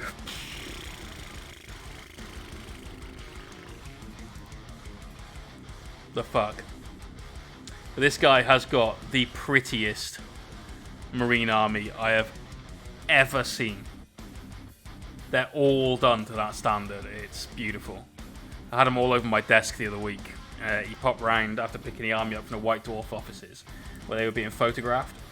And he stopped on the way down because I live between Nottingham and where he lives. It's about halfway actually. So he stopped over for lunch, cup of coffee and all that sort of guff. I got to see all of his Death Watch in person and those photos don't do him justice. I promise you. I absolutely promise you. Yeah, his Death Watch were on the SM Battle Reports channel. He went out and saw Pardo for a weekend. They filmed a couple of battle reports. Did an army showcase video with him as well. In what is one of the sweatiest rooms in the world as well.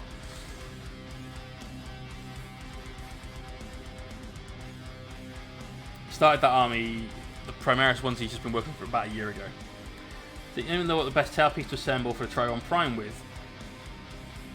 Oh, so I did magnetize mine because it actually wasn't too difficult.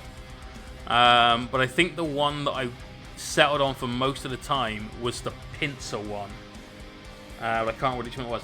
Yes, Crazy Yank, it was. I didn't miss your message earlier on, I just unfortunately didn't answer it.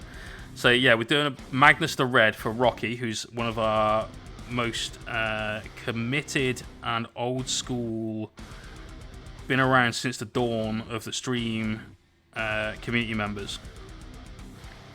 And we're not doing Magnus the Red. Thistle 0212, thank you for that follow and welcome. We're doing Magnus the Blue because I'm old.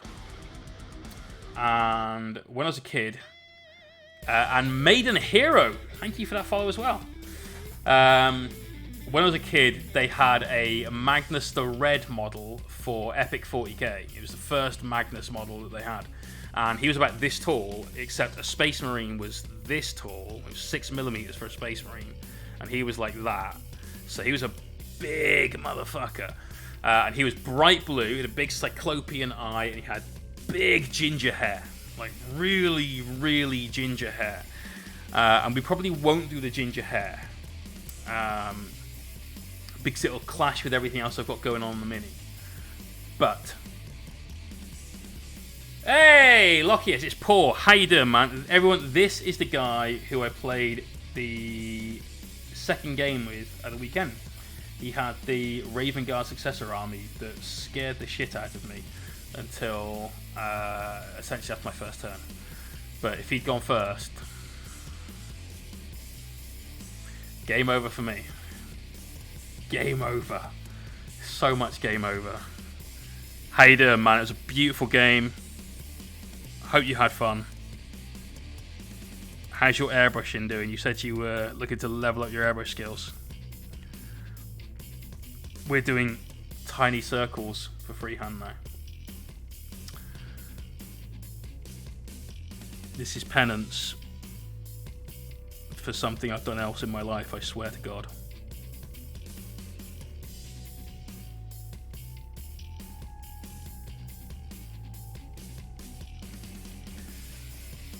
But yeah, so we're doing Magnus the Blue.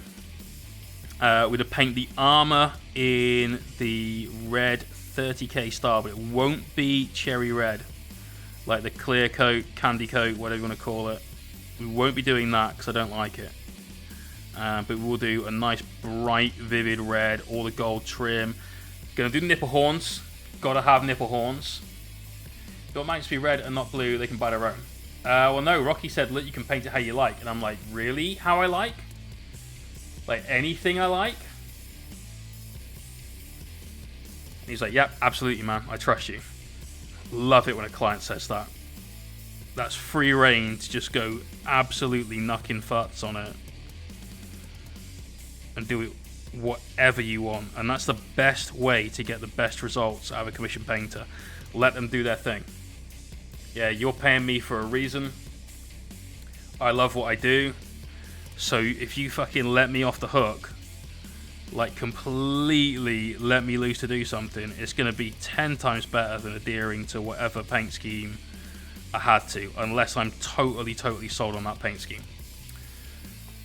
There's some rock grinders and ridge runners using it, enjoying the results so far. Nice, mate, very nice. With this Smear, yes I do, but I use this. I sometimes use Miller Putt, rarely, really rarely. I mostly use this plastic putty from Vallejo. I know it's Vallejo. This is basically resin powder in acrylic medium, and you can put it on. It sets really quick because acrylic medium, and you can file it down. I used this earlier on today on some Immortals.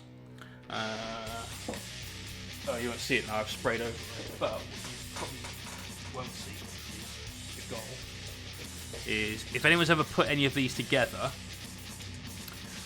and you can just see it right here, there's a little join line. See, it's really faint here, and then again here, and they are absolute bastards, these things, because it's a proper gap. But some of that plastic putty in there, leave it to set for 20 minutes, and then just file that down with, I just use these little sanding twigs. They're super cool.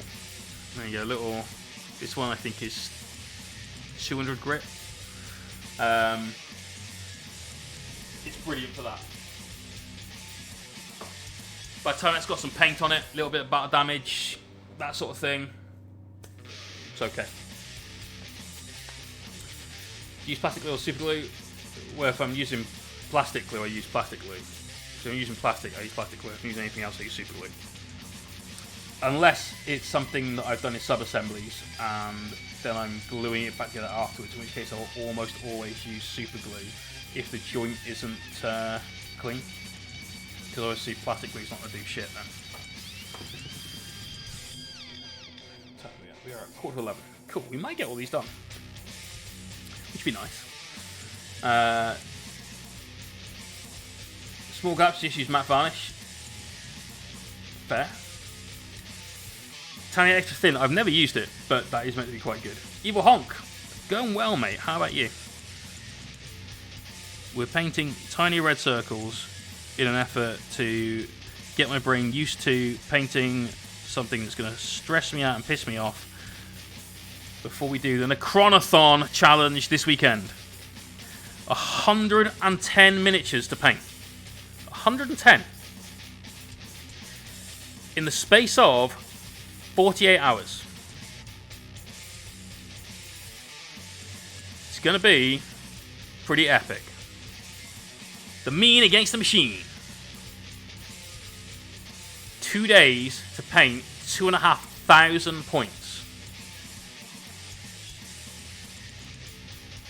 Here's a look at everything all laid out.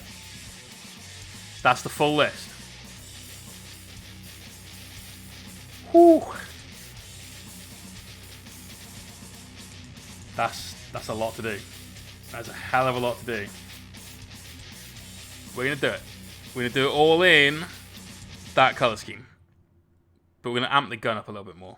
The gun is a little bit too flat. It needs to be a bit more, like, poppy. It's going to be so cool. I'm going to die doing it, very possibly. But it's all good.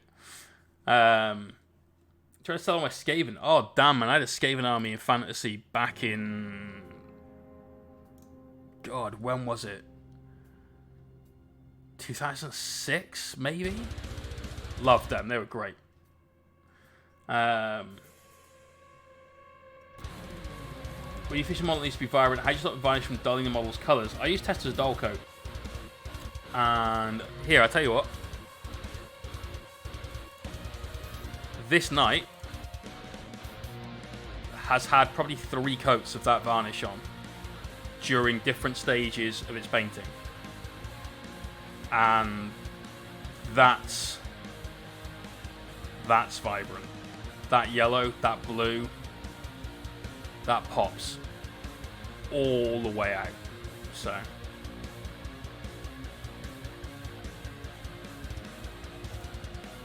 I've never had an issue where I've put that down and then gone,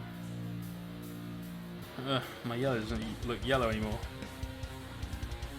That shit is legit.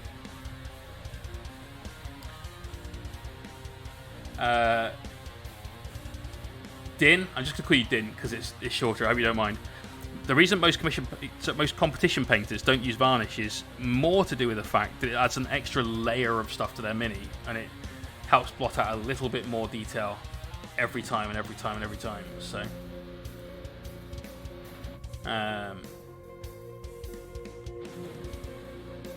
so yeah. Oh, excuse me. But all my miniatures, even the ones that we use for like contests and stuff like that, usually get varnished throughout the process of painting, rather than at the very end. I think of varnish as essentially a save point for your miniature. So you've put down your base coats, you don't need varnish, but you've maybe worked super hard on an area of like shoulder that's got some freehand going on. Maybe at that point you think, you know what, I'm just going to pull the varnish out, just protect that one area, lock that in place so that I can't fuck it up, and away we go. And that's the sort of thing I do a lot.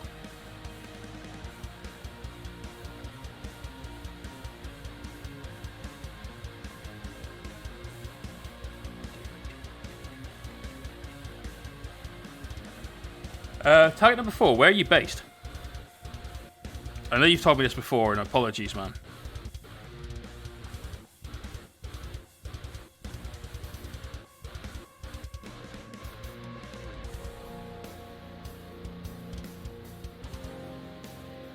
Can't. Oh.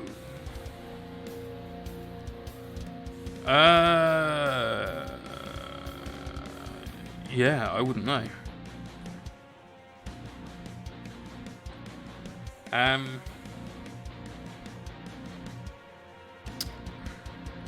Honestly, mate, it's so good if you live close to the border, if you're like Niagara area or something like that. Just get some delivered the other side and, you know. Oh, great. Okay. Yeah, I've worked at a few places like that. Oh yeah, we sold out. Have you got any more coming in? I don't know. There's this thing, it's been around for several hundred years. It's called commercialization. Have you heard of it? Nah, we don't do that here. By the way, that'll be 5 beans for the copy of White Dwarf that you're trying to buy.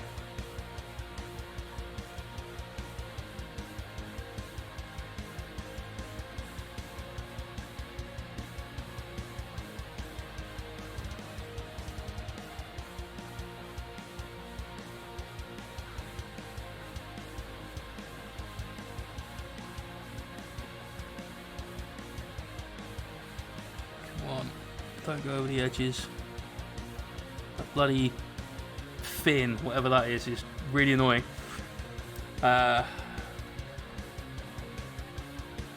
Evil Honk, like, I appreciate you obviously want to get rid of him, but if you can't control it, don't stress over it. You know.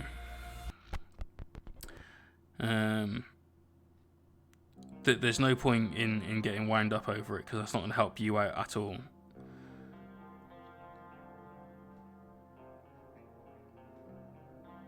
Have you tried eBay?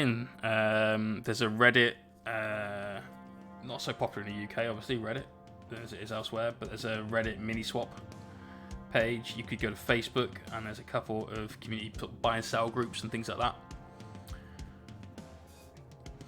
Why don't you use black over white or any other primary colour? I use black for everything. I prime these black, believe it or not, and they're painted white.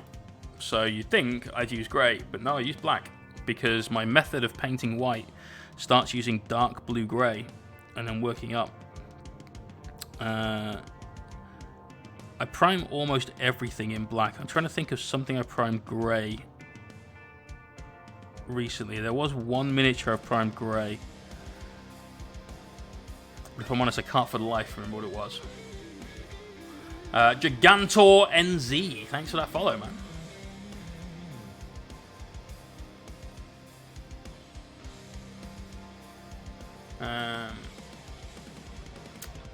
When have I used grey? There has been a time I've used grey.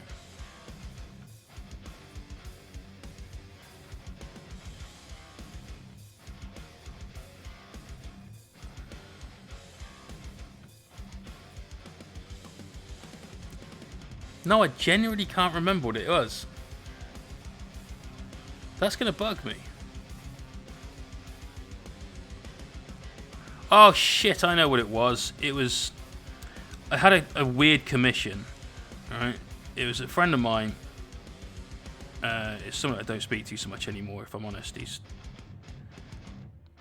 He went through some bad shit and kind of pushed everyone away at it. And when he's ready to come back, he'll come and speak to us, basically, I think. But he wanted me to do the undercoat and the base coat on his entire Eldar army. So they were all undercoated grey, and then I had to create a mix that looked about the same colour as lilac oxide, which I did, and made a bottle of that up, which I gave him as part of the commission, and just sprayed the entire army with that, and that was all I had to do as a commission. So, Evil Honk, have you ever bought anything online? Because basically that in reverse. I know that sounds like a really shitty thing to say. It is a shitty thing to say, so, you know, apologies. But basically, you just make sure they're wrapped in something that's going to protect them from being jostled about in a parcel, and put them in a box.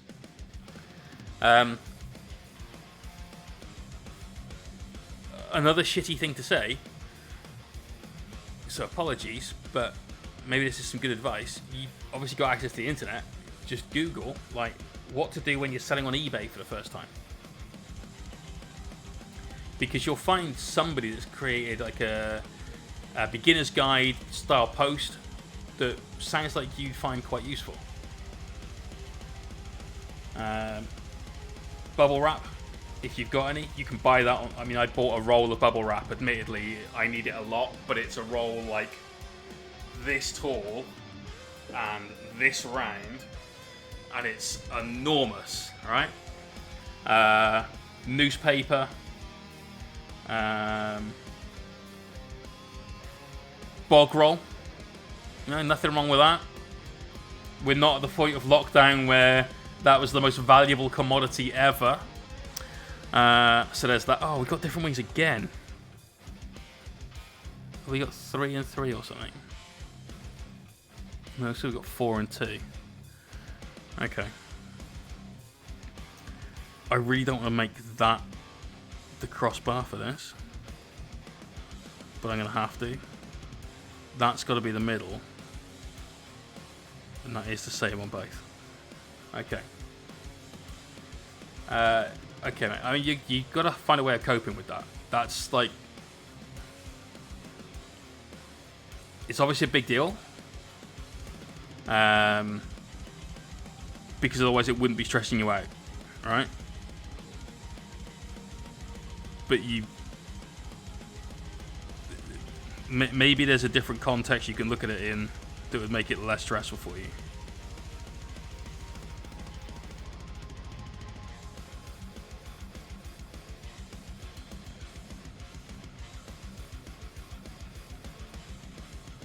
But yeah, look up some guides on like the Idiot's Guide to eBay. There'll be something that the internet will have for you, I promise you, man. Because you can find literally everything on the internet. So you can definitely find out how to sell something on eBay.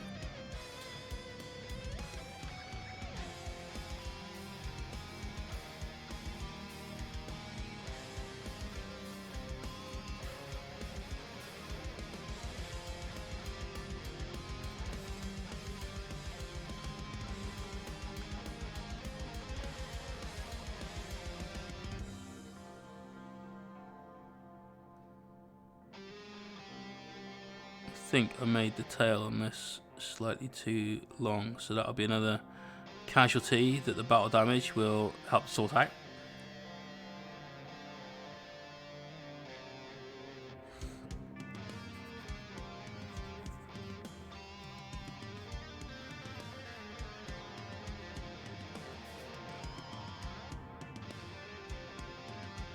I know when I sold my Skaven in like 2010, I got out of the hobby because I lived somewhere that was too small for me to keep all my hobby stuff, and too expensive for me to be able to afford to keep doing the hobby. But I just moved out of a flat I shared with a mate who completely fucked me over. So the thought of living with somebody else again was like, nah.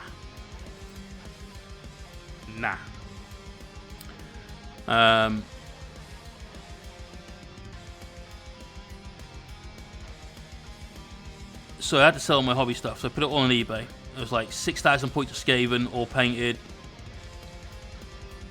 No, I think it's probably about 5,000 points of Skaven.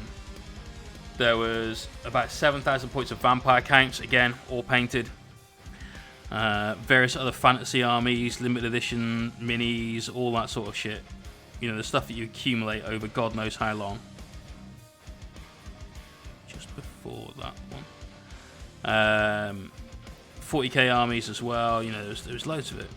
I sold it all and went on holiday. And it was an absolute ball ache packing all that up. So...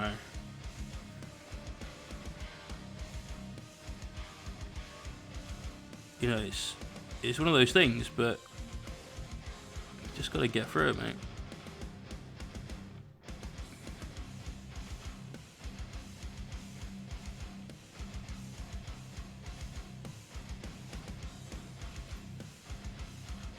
There's only 3 left. There's only 3 left. Woo! God, when we're painting the crons this weekend, when we get down to there's only 3 left, there's going to be more than just a woo. There's going to be some actual dancing. We're going to get our boogie on. At 8 o'clock in the morning. Ugh.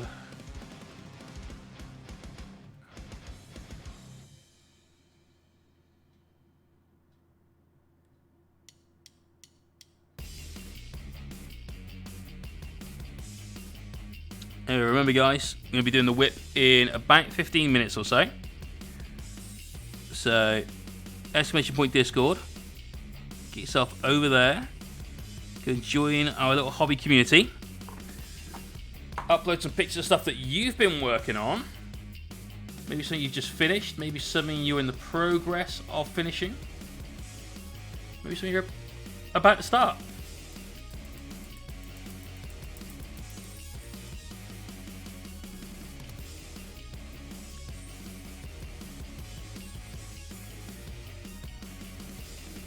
Stress outside off my tire and eventually just kept in a giant tub, moved around 15 years.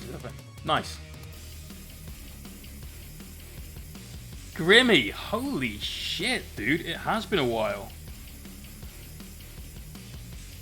Mate, I'm doing okay. In fact, I'm doing pretty damn alright. How about yourself? Everyone, this is Grimmy, who is a client I did some Ultramarines for. You'll see him flash by in here every now and again. I was hoping there'd literally be one that popped up there, but any Ultramarines in this, he owns them. So, what varnish is best for not finding damn characters? You can apply a varnish for fish monsters to seal and protect the paint. Do you mean that stops it from becoming matte, so it still has the kind of metallic sheen to it? Because at that point, like a satin varnish would be good. A gloss is going to be too much. There's an Ultramarine. So a satin would be pretty okay. Now if you don't have a satin, fear not. Get yourself some gloss varnish, get yourself some matte varnish, satin varnish, or alternatively just spray it with gloss varnish and then spray it with matte varnish, and it will take off most of the shine from the gloss.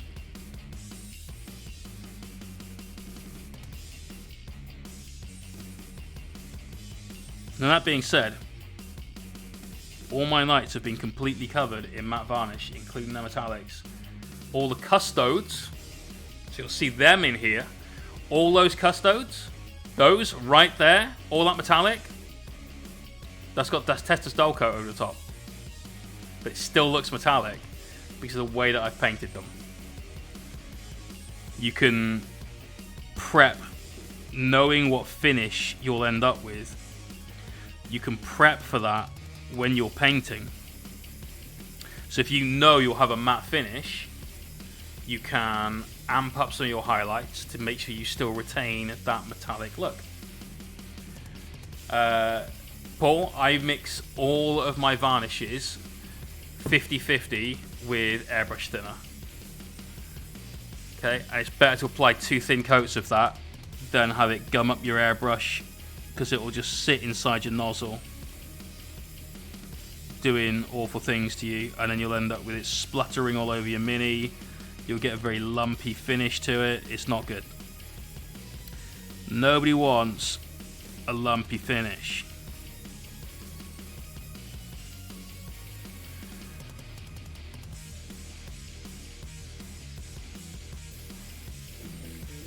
Twilight Walker, woohoo! Thank you very much, man. 3 months in on a 3-month streak. Absolute boss. Obi team, how you doing? Yeah, I've regretted selling most of my minis. I wish I hadn't ever had to. But I knew that I had to because I had nowhere to store them. I couldn't afford to store them somewhere else. So I made sure I did something fun with the proceeds of it. Like I said, I went on holiday. Went to Denmark and stayed in Copenhagen for a bit. Went to Sweden, stayed in Malmo for a bit. It was cool, had a really good time. So it helped soften the blow of me sort of very much losing these things that I put so much time and effort into. Hey, an OB team get his sub. 7 months. 7 months. Twilight Walker says, I've arrived. Every time someone says something like that, it reminds me of that bit in Futurama. The guy from Planet Neutral is about to die on his ship. He's like, tell my wife, hello. Okay.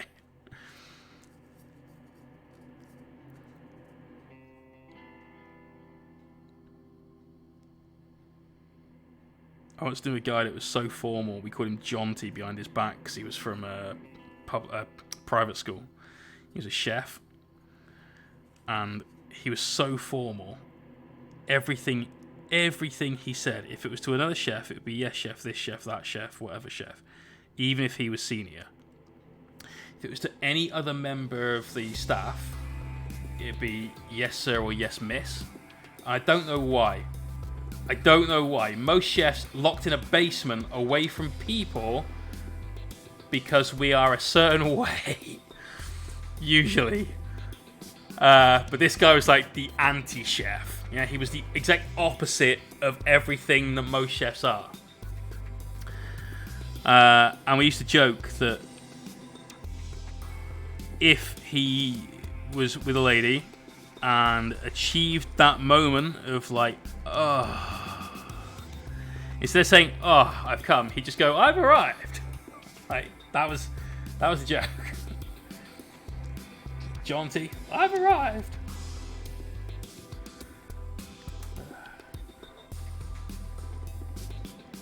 So original Marine Army 97 for 30 quid. Fair. I sold the Marine Army I had when I came back into the hobby. It was about 900 quid's worth of plastic crack new on the shelf to a friend that was going through some pretty severe mental trauma. And just wanted to play Space Marines for 250 quid. And then 2 months later, he sold it for 400 quid. I'm like, you scumbag. You scumbag. I did that to help you out. You motherfucker.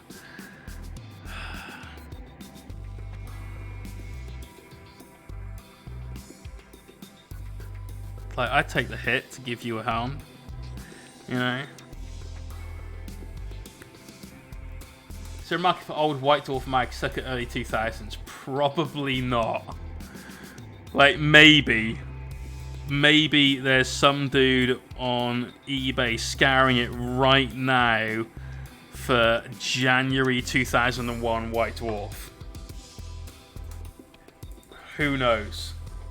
Are they in mint condition? Are they sealed in, like, neoprene? No, Mylar bags. Are they out of UV light? 2 planes left to go. Oh. Andy, if you've watched any of this stream on VOD, you know how hard work this has been. Let's do the highlight of these fucking things. Twice. Never mind. Alright, we're doing this. Just here. This bit. And it goes... I can't even see where that goes to. Where's the start and finish? Cool.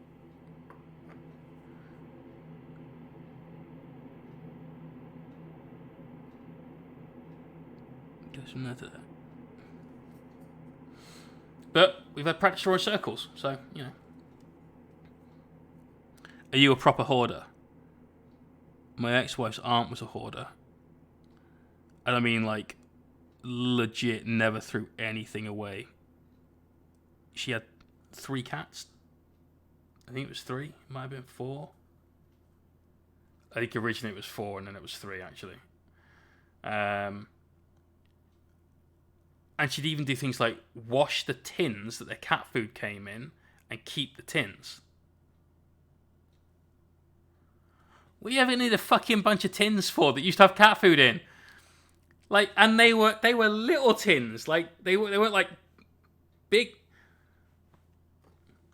Mr. Trevis. I don't know that reference.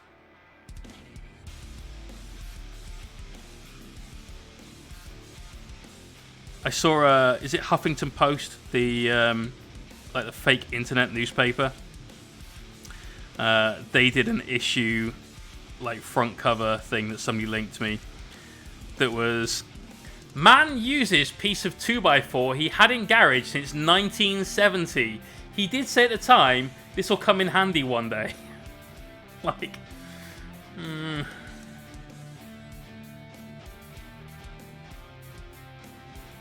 My old man was the same. Any offcut of timber, he's like, no, that's can't throw that away. Need that.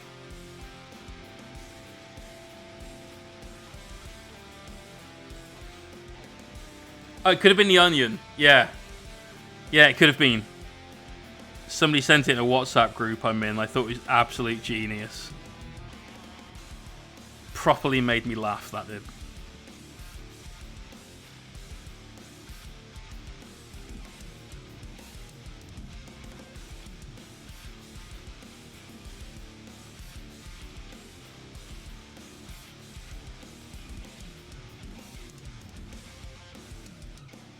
Yeah, my old man was a carpenter, slash joiner, slash builder, slash plasterer, slash fucking you name it. Anything that was involved in building a house, including drawing the architectural plans, he could do a lot. Mad respect for my old man. The guy knew his stuff inside out. He was very clever, very capable, very hard-working person. And I think when they moved to France, my parents, that's where they live now, he probably had to hire a couple of skips to clean the amount of shit he had in the garage that was, I'll keep that, I never know when I might need this thing. 4 sets of alloys you'll never use, and bowls full of timber. Right, there you go. Yeah, boxes full of timber rock cuts. There's, you sound exactly like my old man. Except the Scale Xtrix was mine, and he never had alloys. Like, ever. You don't put alloys on a shitty Volvo, and when he changed from that to Land Rovers, it wasn't that kind of Land Rover. It was a proper workers' Land Rover. In a 110 County. And we had a 90... We had a 2A. I know we had a Range Rover much later on, but it was like an old school Range Rover, not the sort of thing you'd see a rapper or football player driving these days. Sounds like how your work van ended up. I'll say that, yeah. The best thing to do then is it's all loaded up, ready to go to the tip. You know. Go and get that shit Is this another different set of wings? Have we done one like this? Yes, we have. That one. Cool. This was the same as the first one we did, I think.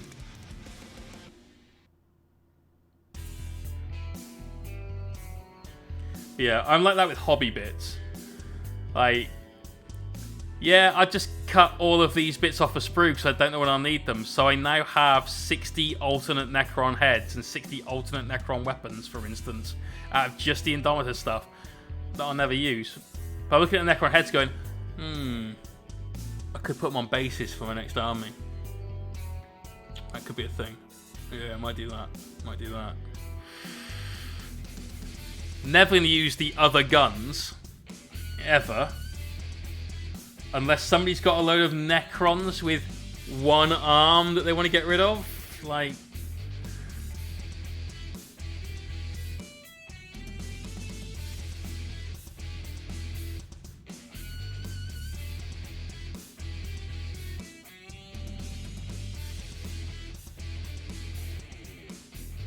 Yeah, who knows? Maybe that's a thing. Necrons with one arm. If anyone's selling some of those, I'll buy them. Hey, nerd! Dude, it's been a while since I've seen you. How are you? Let's get some hype in the chat for nerd. formerly an absolute, like, die-hard member of this community, now has his own stream, his own little slice of Twitch going on, and we love him for it. How's it going, champ?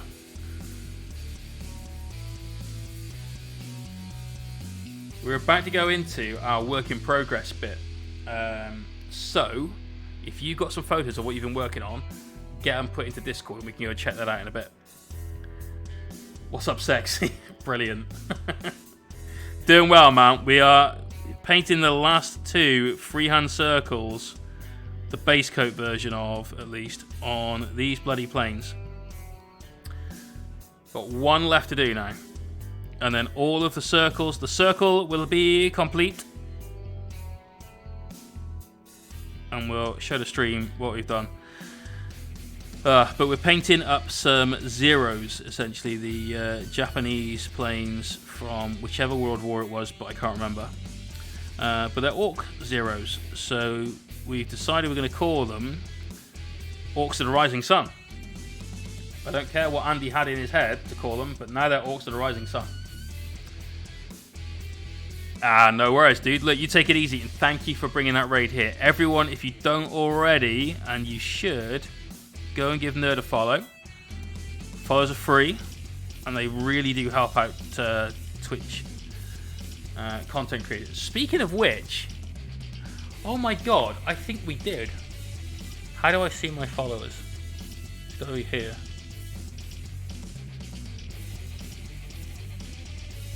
Do we do it? Do we do it? Where's the...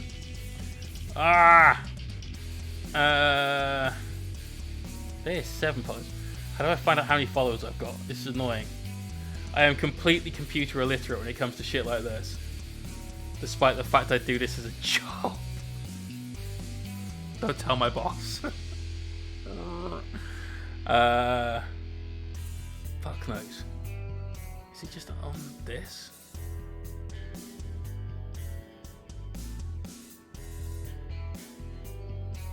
Damn it.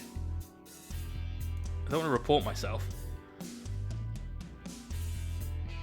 We hover over... No, fuck it. I don't know.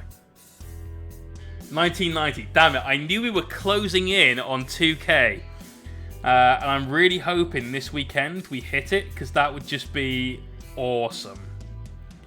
I'm also hoping that this weekend, during a stream, we manage to hit 5,000 followers on Instagram. We are about 120 away. So, fingers crossed, we can hit both those milestones this weekend, and that would be amazing. Should the circles be bigger? I don't know. I'm not a plane scientist, as Kenny would say.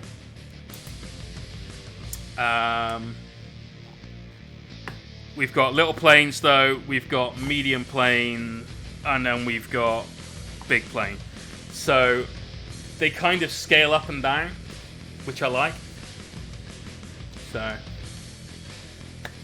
it's all good. But this is what we've done tonight. We've done 2 of these, we've done 4 of these, and we've done 6 of these, and all we've done is paint circles. So I appreciate that for some people this may not have been the most interesting stream ever in the world, because all we've done is freehand some tiny circles. This is one of those things that you've kind of just got to learn to do, and it's not fun. But by spending ages tonight freehanding circles, by the time we got onto sort of the end of these, they were getting really circular, and some of these are pretty much bang on, but admittedly they're smaller and therefore real easy to do. This means that next time I come to do something like an Imperial Fist for the shoulder pad, and I've got to do the circle and get... I've had more practice now on a relatively flat area, so should have a much easier time of things when it comes to that. Or Chris is just about to hit 1,000. On Twitch or on somewhere else? Everyone follow Orchrist. Des is doing the absolute right thing. Follow Orchrist, Too Many Sprues, The Frozin, Who else have we got? Art of War, they came in tonight. Follow them. Nerd, obviously. Follow him. I've completely forgotten your name, so I couldn't follow you earlier on, but you get on with a C, and you're the first raid, and I feel really, really terrible. Sarantis! I promise I wasn't scrolling. Ignore the mouse wheel scrolling sound that just happened, because that was... Yeah, it was a weird microphone thing. Thank you, Sarantis. There we go. All the shout-outs. You guys absolutely rock. Thank you to everyone that came over from there. Let's go check out the Work in Progress gallery in Discord. So if you want to come and join in, ! Discord, then go to the Work in Progress gallery there and upload some stuff. Tonight we're going to kick it off with some work from Lulu, who is painting, I'm not actually sure what this is. It's some Sigma thing. I really like the colour scheme. You've got kind of a spectral statue going on. Shayna Wolf Dancer. Thank you for that host. Hosts are great, by the way. This weekend, anyone that can host, if you could, that'd be great. Because the more times you get a host, like, you get sort of bumped up a page here and there towards the front page, which is amazing. And this weekend's obviously a massive event for us here. Sponsored by Frozin and Rival Crafts. What a crazy coincidence. Lord Arcanum on Griff Charger. So that's what this is. I like it. I like the fact he looks kind of like a statue that's animated. That's really cool. My only, is the base is very flat. But you try to combat that with some of the leaves down. You've got that little bit of paving. Helps bring it some interest. But it's very flat. Maybe with some pumice. I know GW sell some version of pumice. They call it different things. You could use that to make a little bit more texture going on. But cracking job on a paint scheme, mate. I love those little bits of OSL you've got on there as well. The eyes, that little crystal thing. Very tasty. Very tasty. And here it is as the whip version, I guess, in that case. Working on Stone Cast Eternal. You can finish the moss and blue OSL. I like it, mate. Really, really good. Very clean. Some more stuff from Crazy Ant. So he's been working on his terrain recently, getting his terrain game on point.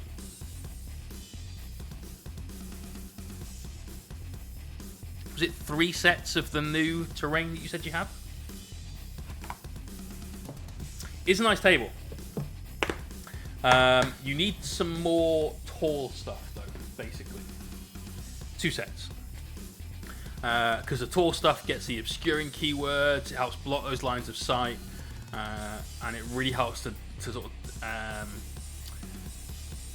give the battlefield meaning to the terrain. It's not just here's a pretty table, it's like, well, tactically I have to do the following things, otherwise I'm going to get sneak attacked on.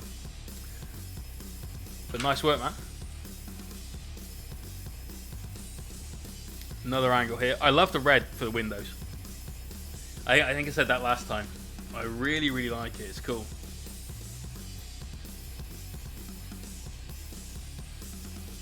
And then close-up shot. So I know you work a lot with weathering powders. Have you thought about getting some greens and things like that and using them for like moss and stuff? We did that on something recently. Oh, the statue on my Halverin's base, which is the skeleton man on that picture.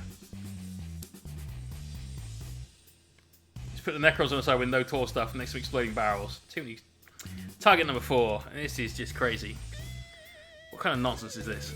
Drago24, thank you for that follow and welcome. Alright, Crownblade, big boys. Oh, they are big boys. Nice, man. Yeah, I like these. Skin tone's very pale. You've got the right shading there. You've got some decent highlights. You've put stuff on the base. It's not just flat. This is good. Really like that. Has the music stopped? Yerp. Yeah, good job here, man.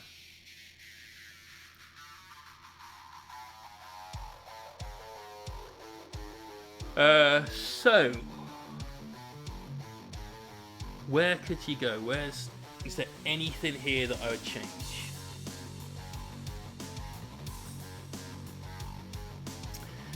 Yes, there is, but from like a really, really like,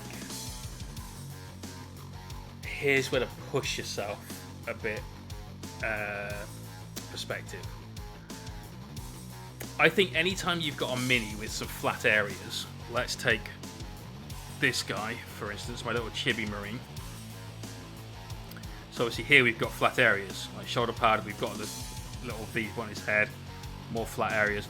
Anytime you've got something like that, find an excuse to create your own detail. So what you could do, if you were feeling super adventurous, is give these guys some tattoos. Johnny, how you doing? Stretch marks on the belly. That's cool. To be Bruce, I think the skin being that pale and then being like anemic looking, super cool. If these guys were part of a Chaos Army or an Orc Army out in the waste somewhere, yeah, definitely they'd look like this. But yeah, there's things you could use the skin as a canvas for to go from there. Scars, they work. Give him belly hair, you know, something like that. Feel like you with your shirt off. Saggy as well then, right? But good work, dude. Really well done. And just those little extra touches on the base make a massive difference.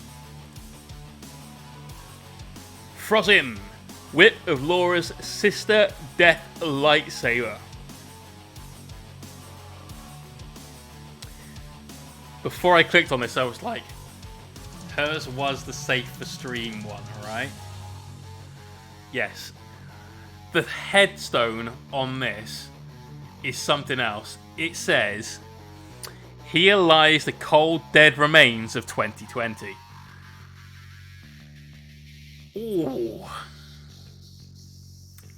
Okay. Okay. Like, it's on point. Got to give it that at least. So, Pro Jam. Yes, I will. I will do, as this literal one exception. So don't anybody else ask me this at all. I literally did it for you because I was looking at it earlier on. So the next one is Turgon for what looks like a super cool mummy head. Right, here we go. So I actually had some feedback to give you. The front of this, you look like you've sponged on some darker metallics, like some browny silver stuff going on. Is that right? I want to know what you were going for. Oh, excuse me. Are you going for chipping on the armor? Are you going for dirt? Or are you going for a combination of both? Because I see it in a few places on the red as well. And so it leads me to believe that you've been going for like a slightly worn battle damage look.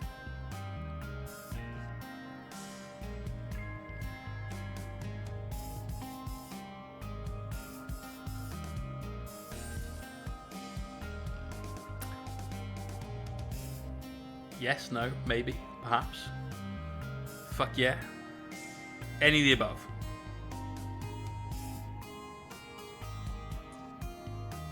Cool. M Graining. How you doing? So, this was the thing I was going to suggest as a area of improvement. You've got all of this battle-worn area, yet the blood dropper and number 2 are pristine. Dirty Habit 611. Thank you for that sub and welcome to the stream, man. Apple juice is very good tonight. The apple juice is some Kentucky apple juice, actually. Combo of both. Cool. So the decals you've put on there, they need to be hit with the weathering as well. And what I think you need to do is do what you've done here in 2 different steps. I would suggest you start with a very bright silver. I don't know what Games Workshop's bright silver is. I think it's Necron Compound. Is that a dry brush paint? I don't know. That might be one of the technical ones. Get some of that on a sponge and do the technique you've done there. And then come in afterwards with the dirt underneath it as well. But you need to go over those decals. Cool. Stormhost Silver is the one, apparently. If you haven't got it, don't buy it. Go and get Vallejo Silver instead, or Scale Color Speed Metal, because they're better than GW ones. They just are. GW Metallics are bad, guys. And if you only ever use GW Metallics, I promise you'll use something else from Vallejo, from P3, or from Scale, and it will absolutely change your mind. Model Air Chrome, that is legit one of the best metallics. This is the metal color chrome, not the Model Air Chrome. I shit you not. This is actually one of the best silvers. Use Scale 75, epic. Keep doing that. Everybody else, move away from GW for metallic paints. They're not good, I promise you. Scale Color make the best golds, and they make some phenomenal silvers, but they make the best golds. Target 4, see you in a bit. So I would go brighter with your silver. So maybe break out as far as like a very light silver up into practically metallic white. Get that down there a little bit more so it looks a bit more like damage, and then leave the dirt in places like the recesses. So at the front of these, you've got that kind of bit that comes up and it just lips in before you get a second bit of black, before you go to the red, the surround. So dirt would settle in that gap. Yeah, so put the dirt in there, as well as in places over the rest of it. But you need more of that silver coming out, because I looked at it and I'm not sure if it's meant to be just mottled when I first saw it, or whether it needs to be something else. And it took me a minute to go, okay, cool, it's battle damage, but part of that was because those decals are pristine. They wouldn't be. So that was the feedback I had for you, mate. Everything else, I like it. It looks really, really good. But that front part looks out of place. So you can see it from this side. That little blood drop looks like it's just been painted on there. But in reality, the rest of the tank is beaten up a little bit, and it needs to also follow that through.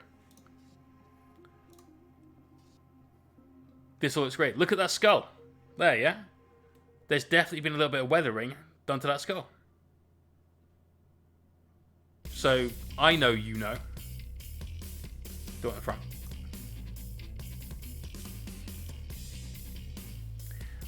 This area, when I looked at earlier on, I thought the turret could do with a bit more shading. If you see the ones in the gallery here, the ultramarine ones that I've done, you'll see there's a lot of dark to light transitions on this with the airbrush, because there's crazy amounts of detail on that turret. You could go with a lot of edge highlighting to help pick it out, but there's not a lot of that anywhere else in the tank that's like super evident. On the red, for definite. So if you don't fancy doing either of those two, get some maybe strong tone, like a darkish brown ink, and just panel line a lot of that. Darken those areas down. It will automatically lift up the lighter areas by contrast. And the butt shot is good, but you've got all these exhausts, and they could probably do, if you've gone with a weathered look on the rest of the tank, with a bit of weathering themselves. So you can go through purple into black to do like a heat scoring that's kind of gungy but still realistic, very dark. You've seen my heat scoring, which is like crazy vibrant orange, pink, purple, blue. You know, I'd probably stay away from that because it would draw attention away from the rest of the vehicle. But just do some purple into black. It'll look fine. So I hope that helps, man. I did look at it earlier on. I started typing that up. No, that's a lie. I was about to start typing that up, and then I realized I had to get the undercoating done on these, plus need my bread dough, and it's like...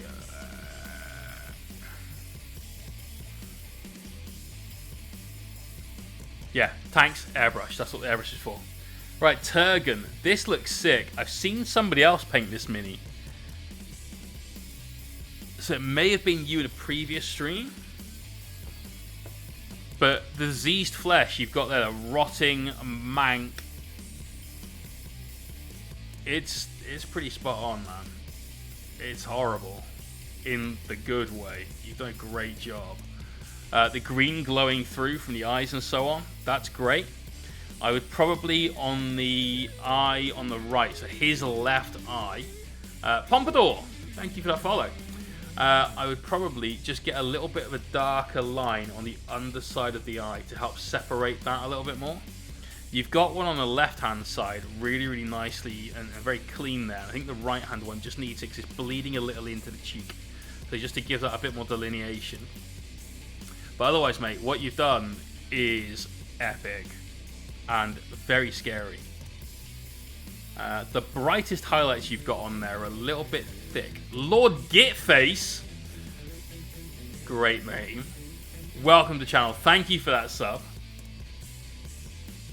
Yeah, so your brightest highlights, I think the paint was a little thick because they stand out very starkly from everything else. So keep your paint nice and thin. When you pick up paint with a brush, especially for highlights, it should be thin enough that the brush can pull the paint up into it easily, but not so thin that the brush pulls so much up it deforms the brush. Your brush tip should stay absolutely on point.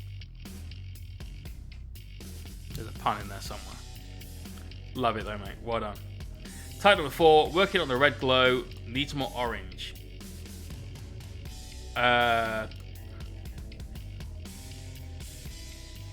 Yes, mate, because at first glance on the zoomed out picture, it wasn't actually evident that it was glowing. It was red. So you can go orange, or you can go up to white. There's two ways of doing red. I prefer going to orange because I like the hot heat that you get from it, rather than like the nuclear fire that you could get from going red to white. I like the fact that it's a bit more accessible.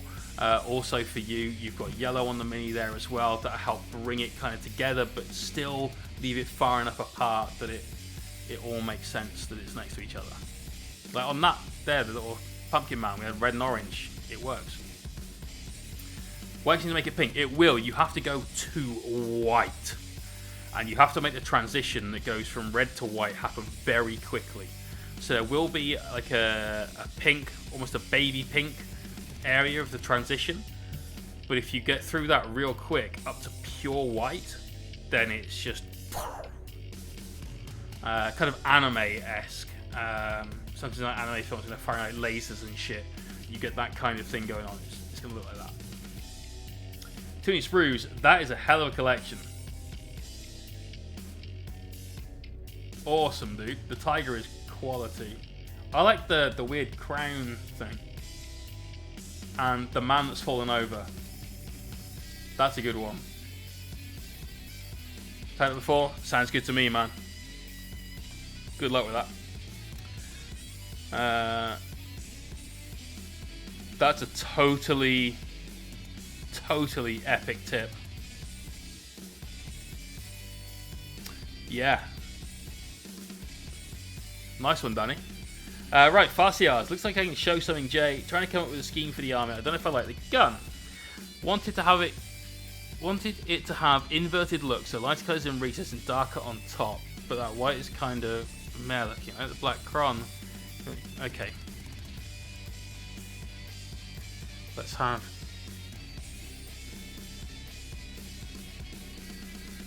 Okay.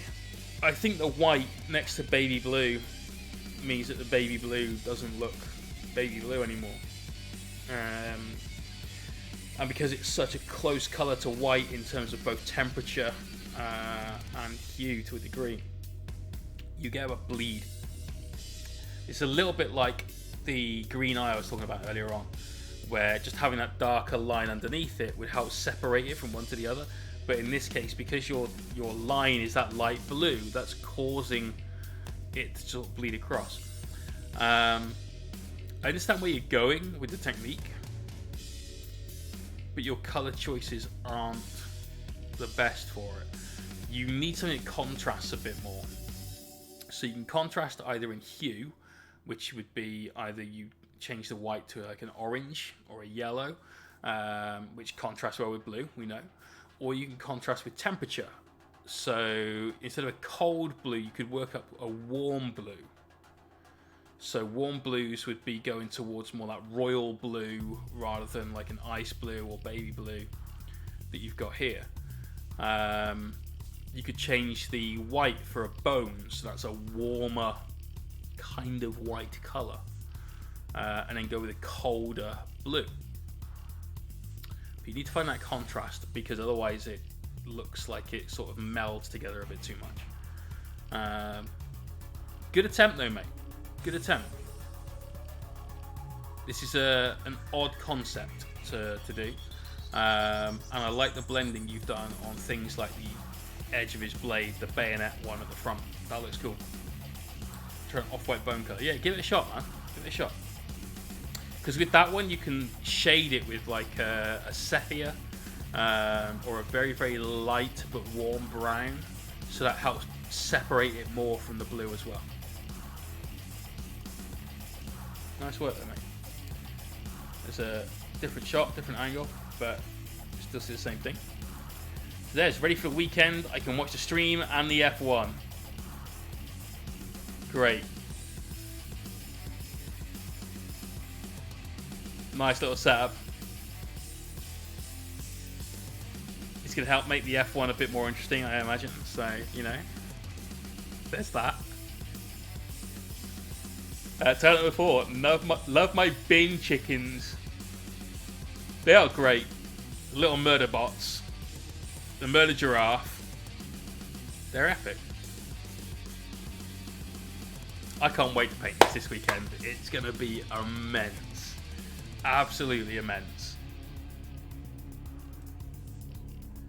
Saragon, want to make the drones pop a bit more, but don't want to put a ton of time for each one. Okay. I know you've got an airbrush. So my suggestion is take that purple to pink. You'll end up having to repaint the little aerial fin on top of each one of them. But if you go with something like Sunset Red from Vallejo, which is one of my favourite colours, Hooker Lipstick Pink is the affectionate name for it here, and do purple up to that, all the Necron stuff that's bone and purpley pink in here, you'll see that exact mix on, and it works so well. That pink will pop off against the blue like you wouldn't believe. It will just stand out, which means every single one of those drones, that purple to pink, in fact on the Broodlord, the Primarch, Patriarch, same thing. You need that pink to be a good warm pink, not a cold pink. Can't go baby pink, got to have that vibrancy to it. Start off with a mix of that 50-50 with purple, then just do a little of that at the end. If it goes a little bit too far towards pink, you want to edge it back to purple, like we've done with those guys as well. Add in some light bone color, like Mammoth Wet Highlight from P3. Beautiful, mate. That's what I do. Because you've got purples in there, you've got a bit of purple in your tank, you've got some nice bright colors there. It's not going to look too out of character for the rest of the army either. So that's what I do. And it'll be quick. You just have to repaint those blue bits, but it'll be quick. There's those dinner plates. At least they're not shield drones, is all I've got to say about this. Fucking shield drones. Ugh. I love that tank though, mate. Really good work. Right, Dax Moran. We've got some GC the Cult Magus action going on. That's a nice cloak. The shadows are on point. That's what really sell it. There's darker shadows in there. Next to the brighter highlight. Maximize that contrast. That's exactly what we're after. Could do with getting a bit more here on the front. I think the ones you did on the back are a little bit more defined. And were... maybe it's where there was more of them in one spot that were quite dark. Helped it out. On the front, some of these, especially the bits off to the far left and right of center, they could do it a bit more darker. Pull one gun off, have a marker drone. Pull two guns off, have a shield drone. I mean, I guess it kind of works that way. Like, sort of. Nice orange though, mate. And the flesh tones on it are really good too. Yeah, overall I like this mini. Good job. Alright, Cervantes also doing the crons. Here we are. Okay. Okay. I'm not 100% sold on the tube in the middle of his gun. But I am absolutely, like, sold on the blades. Purple and yellow, pink and yellow, they work really, really well together. They're amazing, amazing contrasting colors. And that non-metallic blade that you've got going on there is awesome. You've got Raspberry Ripple crons. And that's brilliant. Everyone, this is Cervantes.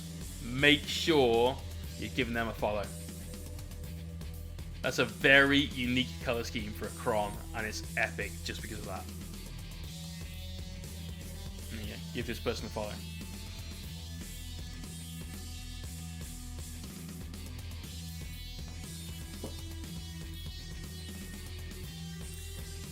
Did you gap fill the mouths on these?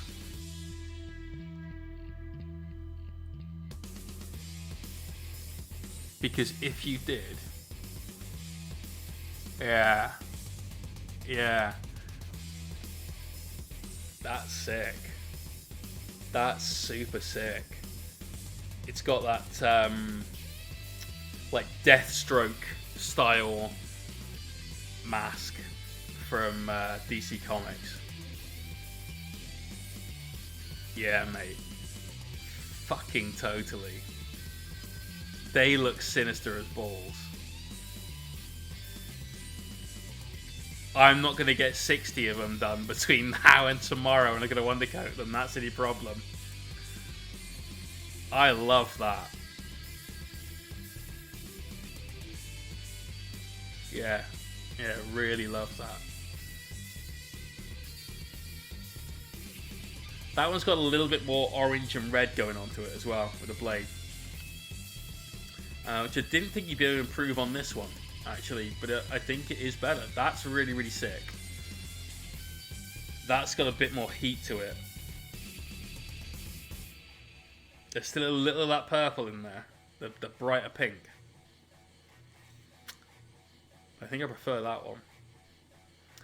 Mate, definitely impressed by these. Everyone, right click Cervantes' name right now. Or left click it. Oh, I still unable to fetch account. Damn you. Give this person a follow. Got some scraps. They're looking cool. What's the deal with the Space Marine helmet? It looks like you've tried to get it like melting through the rock or something. Can't quite work that one out. But there's that red up to white kind of combo we were talking about earlier on. Oh, okay. Yeah, I'm with you. So for those little glowing dots in the middle of each of those scarabs, there's that. Take a color, max it to almost pure white very quickly. That's the effect. And then, oh, this is Cesaras. Right, gotcha. Nice. He is still on my shelf because I know if I try and put him together and paint him this weekend, he's going to look like shit. And I need him to look the bits. It's really tough without modelling that on though, mate. Like, everything you paint on a miniature is an optical illusion because the scale isn't right, the proportions aren't right. It's a fantasy or science fiction thing that doesn't exist ever. And so everything you're trying to do is an optical illusion, and so you have to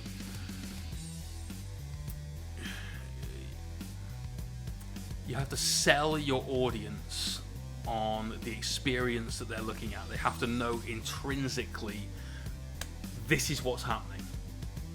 And to get someone to go, this is what's happening, I am looking at a dematerializing Space Marine helmet that has been hit by a Gauss blaster, causing it to dissolve in front of my very eyes, is not anything that someone's going to get. So, but you tried, right? Killing Instinct, yes, absolutely. Nice though, mate. Looking forward to seeing that guy finished. Not the best image, but how my younger brother was at Orcs. We now have a colour scheme thanks to Dawn of War Eye Painter. Nice. We get something painted soon, don't worry. So that's the colour scheme. I like that, that's cool. Yeah. Tasty. And there you go, there's those colours laid out. Mate, this is awesome. Lovely little Pokemon clock.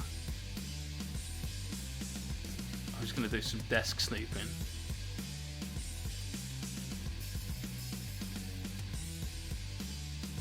Welcome to the 385. Oh, I can't read it.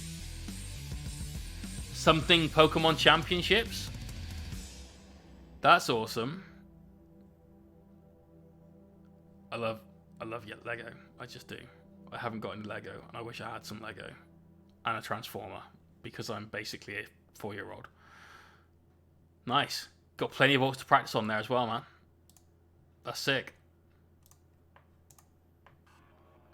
Right, Shiner Wolf Dancer. Done the shoulder trims today. We're moving on to the arms next. This is my first non-metallic metal attempt. That's not bad, man. That is not bad.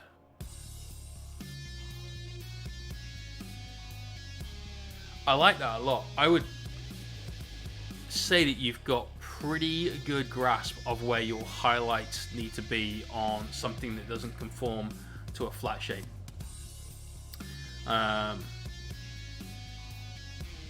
I really like this. I think if I was going to give you any feedback, it would be wait till you've done the rest of the mini entirely, and then look at glazing in either some purples or some reddish browns into those golds a little bit if you need to tweak the overall tone. Oh, 365-day positivity challenge. Oh, it could have been. But epic work on the Shiner. Sith, plenty of hazard stripes on this bad boy. Nice. One assumes Perturabo.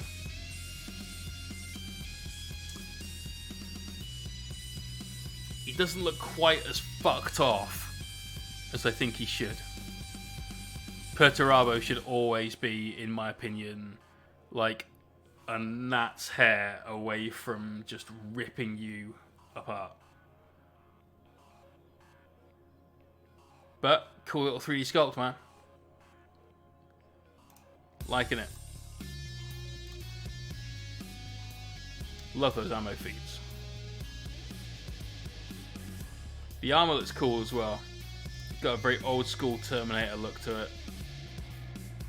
A little bit boxy. Big shoulders. Yeah, it's nice. Habit. Getting some Noise Marines going on. Oh yeah. Okay, so first I love the Mohawk of many colors. That's class. One day I'll finish mine. He's in bits in this cabinet. Yeah, he just needs a lot of work done with freehand flames, and it's basically my logo color scheme again. Yeah, I like it. The photo is probably muted quite a lot of what we can see. It looks kind of dark, but I think that's just the lighting you're taking a photo in. I love the white face, very much sort of straight back to 1980 something when these guys first came out. It's cool. Nice job, mate. Nice job. Needs more leopard print. So that shin guard you've got right there, get some leopard print going on that. Let's Motley Crue this motherfucker up. We're going to have a Mohawk of many colors. Well, maybe this weekend. Let's see what the donations are like, shall we? Moon. I've seen this. So speaking of leopard print, boom. I've been watching this on Instagram, I think, and also maybe in the Hellstorm chat as well. Definitely on the list still to do. Yes, mate. It's just, you've got the space, you've got that canvas, right? It's a blank area. Get some funky shit going on there. A bit like this. I love all those spots, mate. Very, very cool.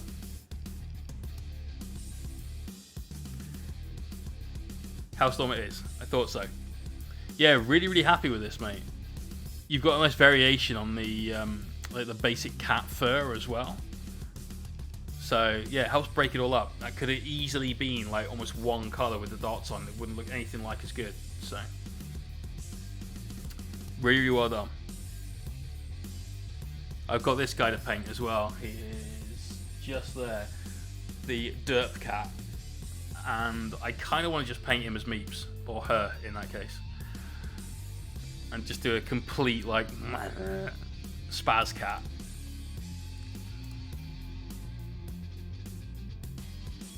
Wait, this is not the same mini. It's got wings and a person.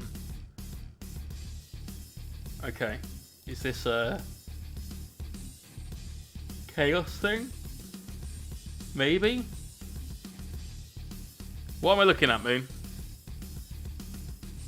I don't do Sigmar. Manticore. Ah, okay. Sorry for that response. The purple, you want me to add them? So in the non-metallic metal, there's a load of examples of NMM using purple to help shade the recesses, or a reddish brown. But what I suggest is that you do the entirety of the rest of the miniature. Look at the overall tone of the model. If it's aiming towards like colder tones everywhere else, maybe warm it up by getting some of that ready brown in there. If it's working towards warmer tones everywhere else and you want to just change up a little bit, you add some colder tones by adding in that purple. There's loads of things you can do with non-metallic metal. You can get green in on gold and it still looks right. That one's harder because that's kind of unnatural. But there's loads of things you can do with gold that aren't just brown mixed up to yellow up to white that make it look very different just by adding in different sort of glazes around some of your shadows. But it looks awesome. We all had plenty of positive feedback for you on that one. Great job. Yeah, Manticore looks cool. I mean, I think he looks maybe like he's got a lot more to do than the cat. So good luck getting him ready for, is it Sunday you said? Yeah. Johnny is doing Beastmen. This guy's cool.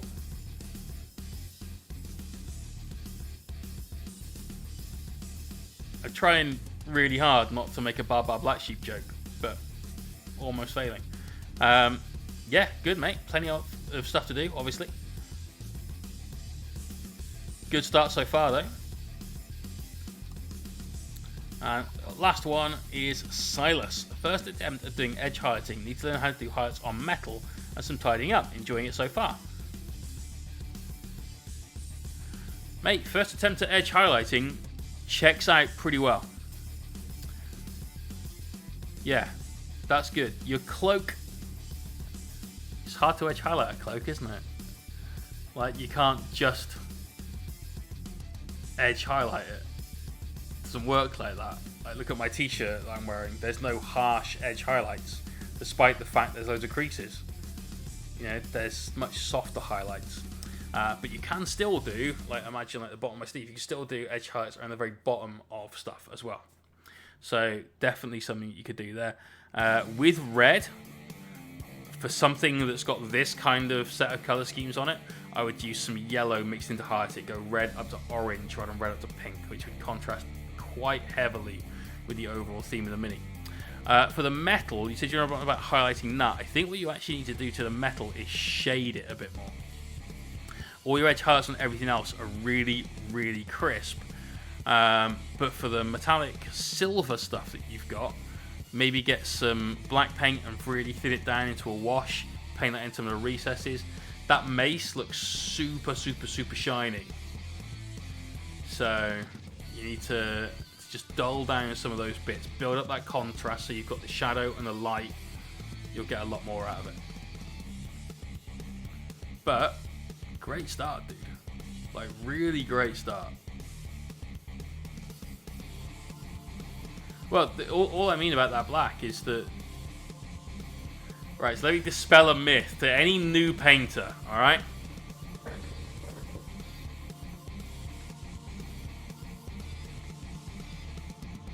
This, and I need this. This is black paint. This is a black wash. Can anyone tell me the difference between this and this? They're made by two completely different companies, so obviously that's it. They're both acrylic, so that isn't it.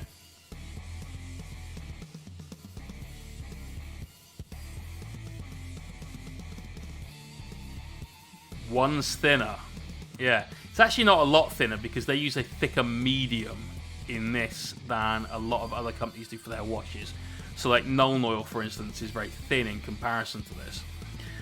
But if you take this and add water to it, and then add a little bit more water to it, and add a little bit more water to it, you end up with a wash. Washes are not products, it's a technique. Washing is a technique. Glazing is a technique. This product that has washes written on it is done so to a beginner painter, someone that doesn't necessarily know any better, they can go, oh, so you've got your black paint to paint the black armor in your Chaos Dude, you've got some silver paint to paint the metallics, you'll need to wash your silver, we can sell you this now as well. It's capitalism, is the way it works. Like Army Painter, Games Workshop, most paint companies will kind of take you on this like base coat, layer, wash, highlight, next paint journey. You don't need to. You can make a wash out of anything. You take a paint, you apply more medium to it, you apply water to it, you do whatever you need to do to get it to the consistency you need to make it a wash, and then you can paint it all over as a washing technique. You can paint it into just the recesses as a pin washing technique, or a recess shading, or a black lining technique. Washing is a process, not a product. Bear that in mind.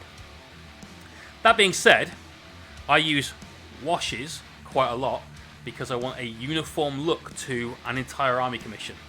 The Golden Boys down there had two washes, one using purple tone, one using flesh wash, both from the Army Painter. because it's consistent entirely across the board. Yeah. So sometimes they're very useful. Sometimes this is fun. Plus water. Water's free! And also, if you think about that, that's like £3 for a 18mm pot of Thremar Black from P3. If I bought one of these and just used it for washes, that would last me a lot longer than this one would. What makes a glaze a glaze? The glazing is the technique. A glazing technique uses very, very, very thin paint to apply a filter over a surface. We did a video all about how to glaze. You can find it on YouTube, so !YouTube in the chat. It was the one we did with the Dark Angels shoulder pad. It's all about how to glaze and how to freehand. Go check that out. We did get another couple. I'm going to go through... Like, I'm not going to go through all of those, mate. We do 3 normally per person, and that's the end of. Because it's now gone midnight, and we are quite late for each other's stream. But Habit will do yours. Any tips on sprucing him up? Paint the base rim black. And I mean it. I really, really mean it. When you put a base rim on something that is black, you put a frame at the bottom of the miniature. Every single one of my minis has got a base rim painted black. There is one in the whip, and that was painted brown for Hobo J because all of the rest of his army has brown base rims. That was it. Oh yeah. There you go. So paint your base rim black.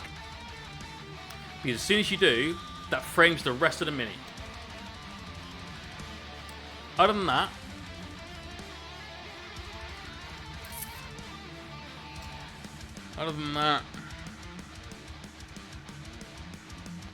there's not a whole hell of a lot. I'd suggest you could add a little bit more contrast here and there by darkening down some of the recesses. But I kind of like the whole bright, vibrant feel you've got going on. So, go for it, dude. But honestly, black base rims. So this is a legit true story, right? The first ever TV that changed the way TVs are looked at was the Sony, I'd say Bravia, but I'm probably wrong on the name. And they took your picture from a CRT screen into something that looked unbelievably sharp. Trinitron, that's it. Yes, Sony Trinitron. It took your CRT picture and made it look absolutely perfect edges. And the reason that worked was because around every single pixel that they put on their screen for you to sit and watch your TV with had a black border on it. They drew black lines around everything, around the edges of stuff. So that black line sharpens everything up, brings your attention to that point. And your brain filters out the black because your eyes don't process black. The rods in your eyes can't see black. The light that is reflected off of that we can't interpret visually. So what we all see as black is your brain filling in this empty void with our perception of the color black. So you filter out all of that, which means you don't even see the base, you just look at the mini. At the end of the day, if we go back to my screen for a sec, this bit isn't important because you haven't painted any of that. You've put a black coat of paint on it, or in your case a brown coat of paint. There's been no effort put into this. Everything from like that surface upwards, you've put effort into. This bit, no one should give a fuck about, but you as an artist need to make sure they don't, and painting it black is the best way. Matte black for preference. Right. Let's look at his back. Okay, your pink scales could do with some work. Have they been dry brushed? No. They just look a little bit textured, which you normally get from dry brushing. I would make sure you get a little bit more shade on each of the large ones. On some of those, you could do a little bit more shade in the recesses of it, like the left-hand side ones specifically. But some of the bigger scales you've got there, shade the inside. So there's your scale. Shade this part of it towards the bottom center, and then do an extra highlight along the top, and that will just give a bit more depth to each one of those. But otherwise, mate, great job. Good work. And like I said, last picture, we'll pick these two. This is going to be it. Sorry, Sarantis, but there's too much there to go through. Well, this guy does look cool as. Yeah, I like that. The bone kind of off-white skin tone into the reddish-brown scales. That's tight. That's pretty tight.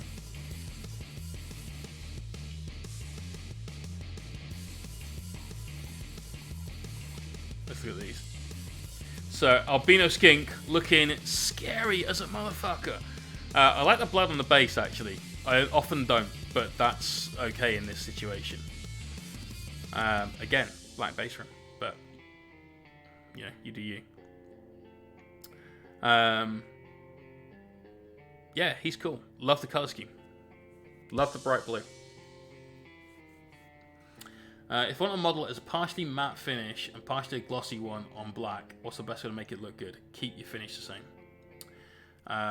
Whilst you may want some things to be glossy and you may want some things to not be glossy, the best way to achieve that is with your highlights. So if you highlight something in a way that makes it look like it's gloss, rather than add gloss varnish to it, for instance, that will look better if there's something that's matte on the same plane.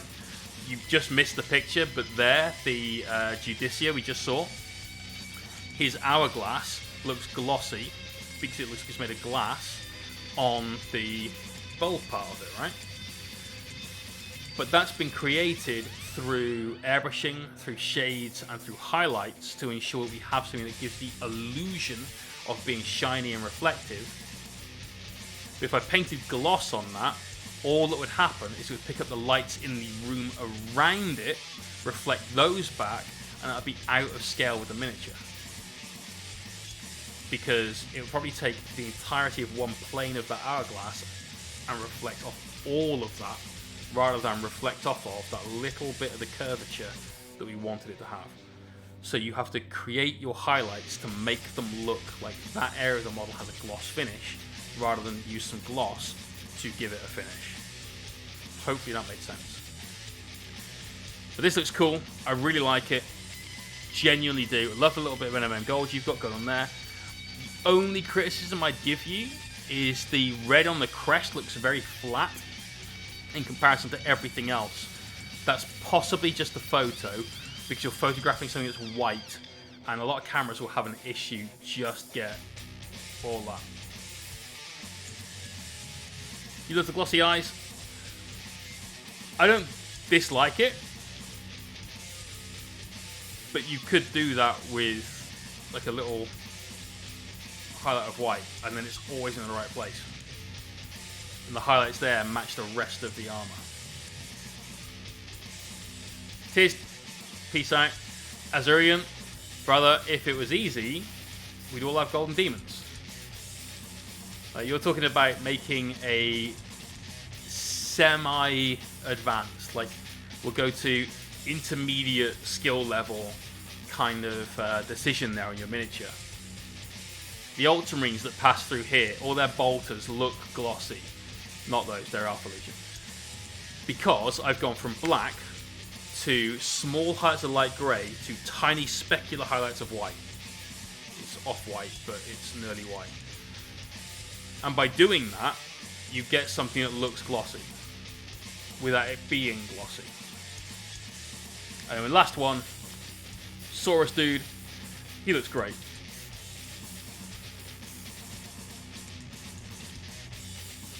Yeah, he looks awesome, man.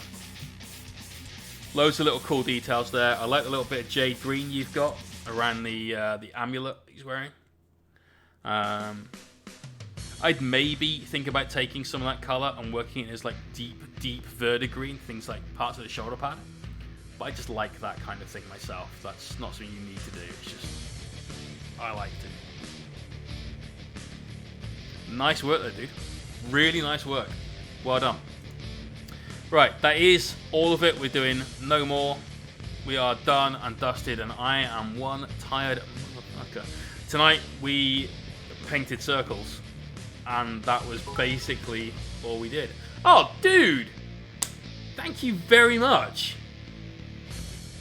Let's get some hype in the stream for Dirty Habit, and it's Dirty Habit of cheering into the stream.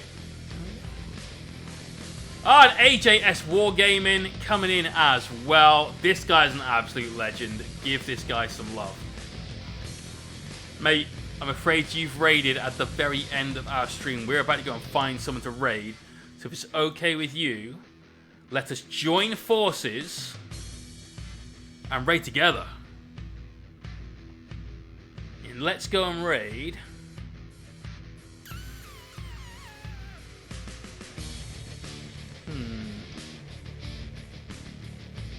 Fuck it. I love this guy. Let's see what he's painting. He's painting a Space Marine. Cumbotron. Thank you very much for that follow. Party us. Peace out, dude.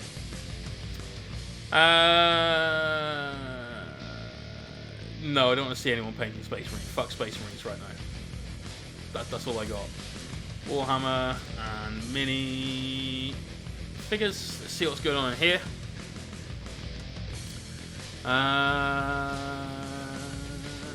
Cool, that's where we're going then. So I'm going to raid and run because it's late. But when we get to this person's raid, get to this person's stream, give them some love. They're doing a great job painting these orcs. Honestly, they're really good. We're going to roll the credits, and I will see you guys 10 a.m. Saturday morning for the Necronathon. One painter, 110 minis, 2,500 points of Necrons down in 48 hours. That was more hassle than it was worth. We're not doing finger counting again. Saturday morning, 20 giveaways to do over the space of 2 epic days. We'll see you there.